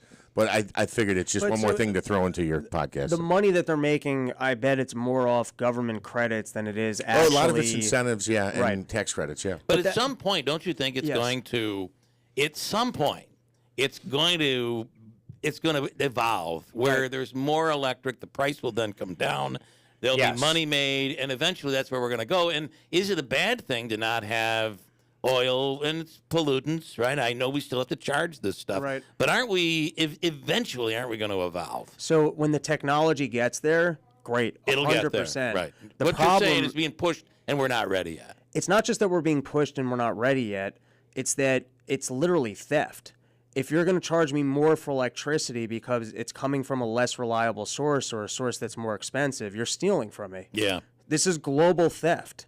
And you don't understand, we're talking about economies being halted on the basis that it's not going to have the electric needs that it has. Or even in your example, so let's just say farmers could sell grains. Right. We actually have a food shortage. We're going to have a problem next year. These farmers could be selling food that people need. Government distorts the market because they say, hey, instead of growing food, I'll give you money to put up a solar panel. Well, that is a big problem. And I have to say, any time you ask, this is farming country up here. Yeah. So you ask a farmer, when do things go bad? It's when government gets involved. And this happened back in the 80s when they decided, we're going to go, we want you to plant corn instead of milk cows. We want to have just big farms doing that. So they bought out all of these farms and gave them incentives to give up their dairy farm and to grow corn. But then we had a surplus of corn. What did we do with corn? Well, you know what we did with corn. We now have high fructose corn syrup. And there's corn ethanol that goes into the but government tends to get involved in certain industries like farming and screw it up. I completely agree with you. Grassy knoll, one shoot or two. That one I'm lost on. You're gonna have to explain this one to me. The Kennedy. Oh, okay. Sorry, Robbie. Shame on you. You don't like Oliver Stone? Come on. Yeah, good stuff. All right, Kathy, you stand by. We're going to bring you on in a second. And, I don't know what happened, but we are not able to get, what's his name? Kathy's favorite guy in the world. Oh, Brandon Lang. Brandon Lang, who used to come on and give his picks for the weekend. And we've not been able to reach Brandon. I guess maybe not enough people signed up for his website. I don't know. The website still exists. I've reached out through the website. Andrew had a number for him. Yeah. Some guy answers, but he swears it's not Brandon Lang, and he doesn't know who I'm talking about. Although we do have this guy from Minnesota that will call up. He used to call up every time we'd have Brandon Lang on and make his picks. Brandon Lang is the guy who Two for the Money. Two for the Money, the movie. So the movie was made about him. McConaughey, He was the guy Pacino. who picked all the games and got all, McConaughey played him, right? Yeah. Anyway, but I used to have a guy that call up and say, you got to stop having Brandon Lang on. He's full of crap. None of what he says is true. He's a liar. You shouldn't have him on your show. And the guy, I don't know how he even knew he was on our show. He's from Minnesota. But he would tune in. Was he winning? Huh? He'd be hot and cold. No, he was always hot. He always won. He was always way up. I'm so far up, it's pathetic. I can't even believe it. I can't lose. But that's not true, right? Right. You know. So anyway, Kathy's favorite guy. Kathy, I don't have him, but I know you want to talk to Christine. Stand by. I'll come right back and we'll wrap this up here. Comedians Justin Silver and Rob Bernstein in studio. They'll be at Fat Cats Comedy Club And this I'm going to weekend. finish my lecture tonight. And he's going to... I'll do fart humor. It's going to be fun. Quick break and we'll come back. Hold on. Each store independently owned and operated, not part of a chain or a cooperative buying group. I'd love to have a bottle of wine delivered when I get home, but it's too late. Too late? Not at Senecon Valley Wine and Liquor. Tell me more. At Senecon Valley Wine and Liquor, they will express deliver to your door in 2 hours or less. Every day? They deliver in 2 hours or less, 7 days a week. Or order online for 1 hour in-store pickup. That sounds like a touchdown. It is a touchdown. Touchdown! Get fast 1 hour pickup or 2 hour express delivery only at Senecon Valley. Plus, every bottle is backed by the area's one and only 40-mile price match guarantee. See why we're voted #1 6 years in a row at Seneca Wine and Liquor in New Hartford and Valley Wine and Liquor in Herkimer. Go online and download the app today. One big family, 2 great stores, more ways to save big. Every day at NBT Bank, we focus our business around all the ways we can help yours. We're large enough to offer leading business and digital solutions, but local enough to ensure personalized one-on-one service. So turn to NBT Bank for a full range of business solutions, like capital and treasury management services, even fraud protection, and see how NBT Bank is just the right size to help you do big things. Visit nbtbank.com to learn more and start a conversation. Equal housing lender, member FDIC.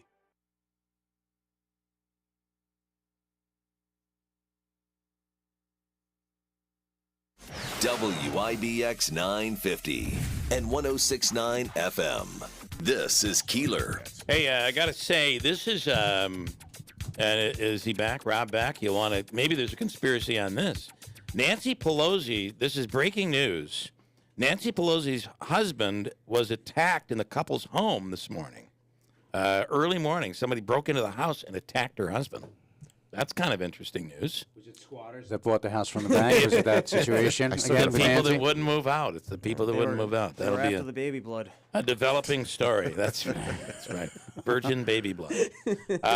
Kathy is in Rome. Hello, Kathy. Good morning. Good morning. Christine, we're going to miss you. It's not going to be quite the same without you. Kathy, thank you so much. My mornings will be not the same. We watch the Dolphin games, so we're going to think of you. Very nice. That's very nice to do that. And also, if you have a chance tomorrow, Michigan State is playing Michigan now. State's been doing crappy this year, so Careful, the Kathy. outlook doesn't look too good unless they have a miracle. But if you're able to tune in, think of us. But Dave is working, but he wanted me to call and wish you the best. Oh, thank you so much. So I'm hoping that if you call or stop in or something, maybe you can go back on the radio and speak to everybody once in a while. That would be nice. Thank you, Kathy. I'm going to miss everybody. This was really a very difficult, as Bill will attest, it's been a very difficult decision and contemplation, and hopefully Bill and Jeff and Davey will let me grace the airwaves every once in a while. We would definitely do that. All right. All right. Take care so much. All right, Bye-bye. Kathy. Thank you. And Kathy, every time we're going to say Christine Bellino's name 5 times fast, every time Tua Tagovailoa gets a concussion. So we'll be thinking about you a lot this year, Christine. So, Christine, your chance to say a farewell. This is your second farewell here. My second farewell. I What never is thought I'd going do on this. here? It's so odd. Like if we could just go through just a little of the timeline. So I came, Christine left, Andrew came, Jeff left, Andrew left, Jeff came back, Christine came back, Christine is leaving now. This is a freaking roller coaster here. It's crazy. Yeah. Well, I think it's special for me to note that I don't want to do a morning show with anyone else. Well, that's very nice. This team is really very, very, very special. And I've done one morning show since I left, and it was by myself. So I'm going to miss you guys tremendously. And I just hope that everyone knows that they can always reach out to me, and I will bother you guys periodically. Mm-hmm. All right. Well, best of luck, Christine. I know you've had an emotional week, so good luck with your new job and Thank make you. a lot of money. We love you, Chris. All right. I love you guys. All right. Thank you so much. Terry and Marcy, so sorry to see Christine is leaving. I wish her all the best. And then this weekend, shows tonight and tomorrow night. You guys will be at Fat Cats. You got to try some of the food. I think you tell everybody that. You do have to try the food. Yeah. A lot of Italian food. Big Italian contingent up here. It's a lot of Italians. There's a lot of different kinds of food here.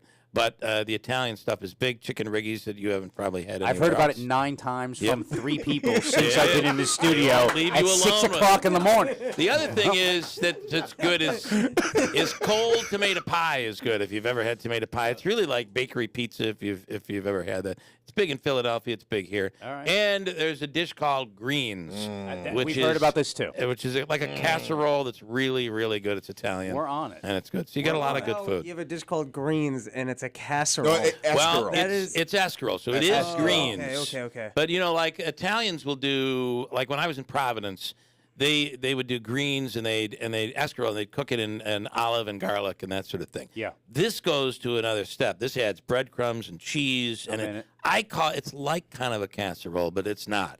But it is greens, and it's really good. I mean, for those people that might not like to eat their vegetables, this is a good way to eat vegetables. What the hell is that noise? There's an alarm going off. Someone's coming in to get us. They're coming to get Robbie with They his may be. conspiracy theories. They're like, hey, we have a difference of opinion with these fossil fuels. Go to fatcatscomedyclub.com for details for tonight. Come on out and see these guys, and you'll love it. The alarm really is going off, and that means it's time for me to get out of here. or go under the desk. Maybe that's what I'll do. Okay, it's Fat Cats, KATZComedyClub.com. You can check that out. We're back here on Monday morning. Go Cuse and all of everything else that's going on. WIBX, Utica, Rome, it's 9 o'clock. A home invasion affects the House Speaker. I'm Dave Anthony, Fox News. Nancy Pelosi just put out a statement reporting somebody broke into her residence in San Francisco early this morning. She was not there, but her husband, Paul Pelosi, was, and he was violently assaulted. The Speaker's office saying, quote, the assailant is in custody and the motivation for the attack is under investigation. Mr. Pelosi was taken to the hospital where he is receiving excellent medical care and is expected to make a full recovery. That's Fox's Carly Shimkus. Nearly 12 million Americans have already voted early, 11 days before Election Day, where former President Obama is going to go to Georgia today. The Senate's Democratic leader was caught on a hot mic at an airport telling President Biden they're in danger of losing a Georgia seat. And Chuck Schumer also said, it looks like John Fetterman's debate performance in Pennsylvania as he recovers from a stroke is not hurting them as the Democrat battles Republican Dr. Mehmet Oz in a close Senate race there. The president will have dinner with Democrats in Philadelphia the day after saying in New York, because of the action we've taken, gas prices are declining. We're down $1.25 since the peak at this summer. Republicans have blamed the president's policies for the price spikes and inflation. For now, AAA's national average for regulars $3.76 a gallon, the same price as a month ago. He runs Tesla and SpaceX. Now Elon Musk is in charge of Twitter. Elon Musk completing his $44 billion Twitter takeover, and he's wasting no time immediately cleaning house. He's firing CEO Parag Agrawal and 2 other top executives in his first power move as owner. And hours later, tweeting out, quote, the bird has been freed, referencing Twitter's logo. Fox's Brooke Singman. Musk says he wants Twitter open to everyone, but it can't be a free-for-all hellscape, as he put it, without any consequences for what is said there. America's listening to Fox News. Hey, a lot of you know that I learned how to use a firearm when I was 11 years old. I've been practicing my entire life, and people ask me all the time, Hannity, what kind of gun should I get? Well, now I'm telling them, go to Henry Repeating Arms. And I always tell them to start just by going to their website.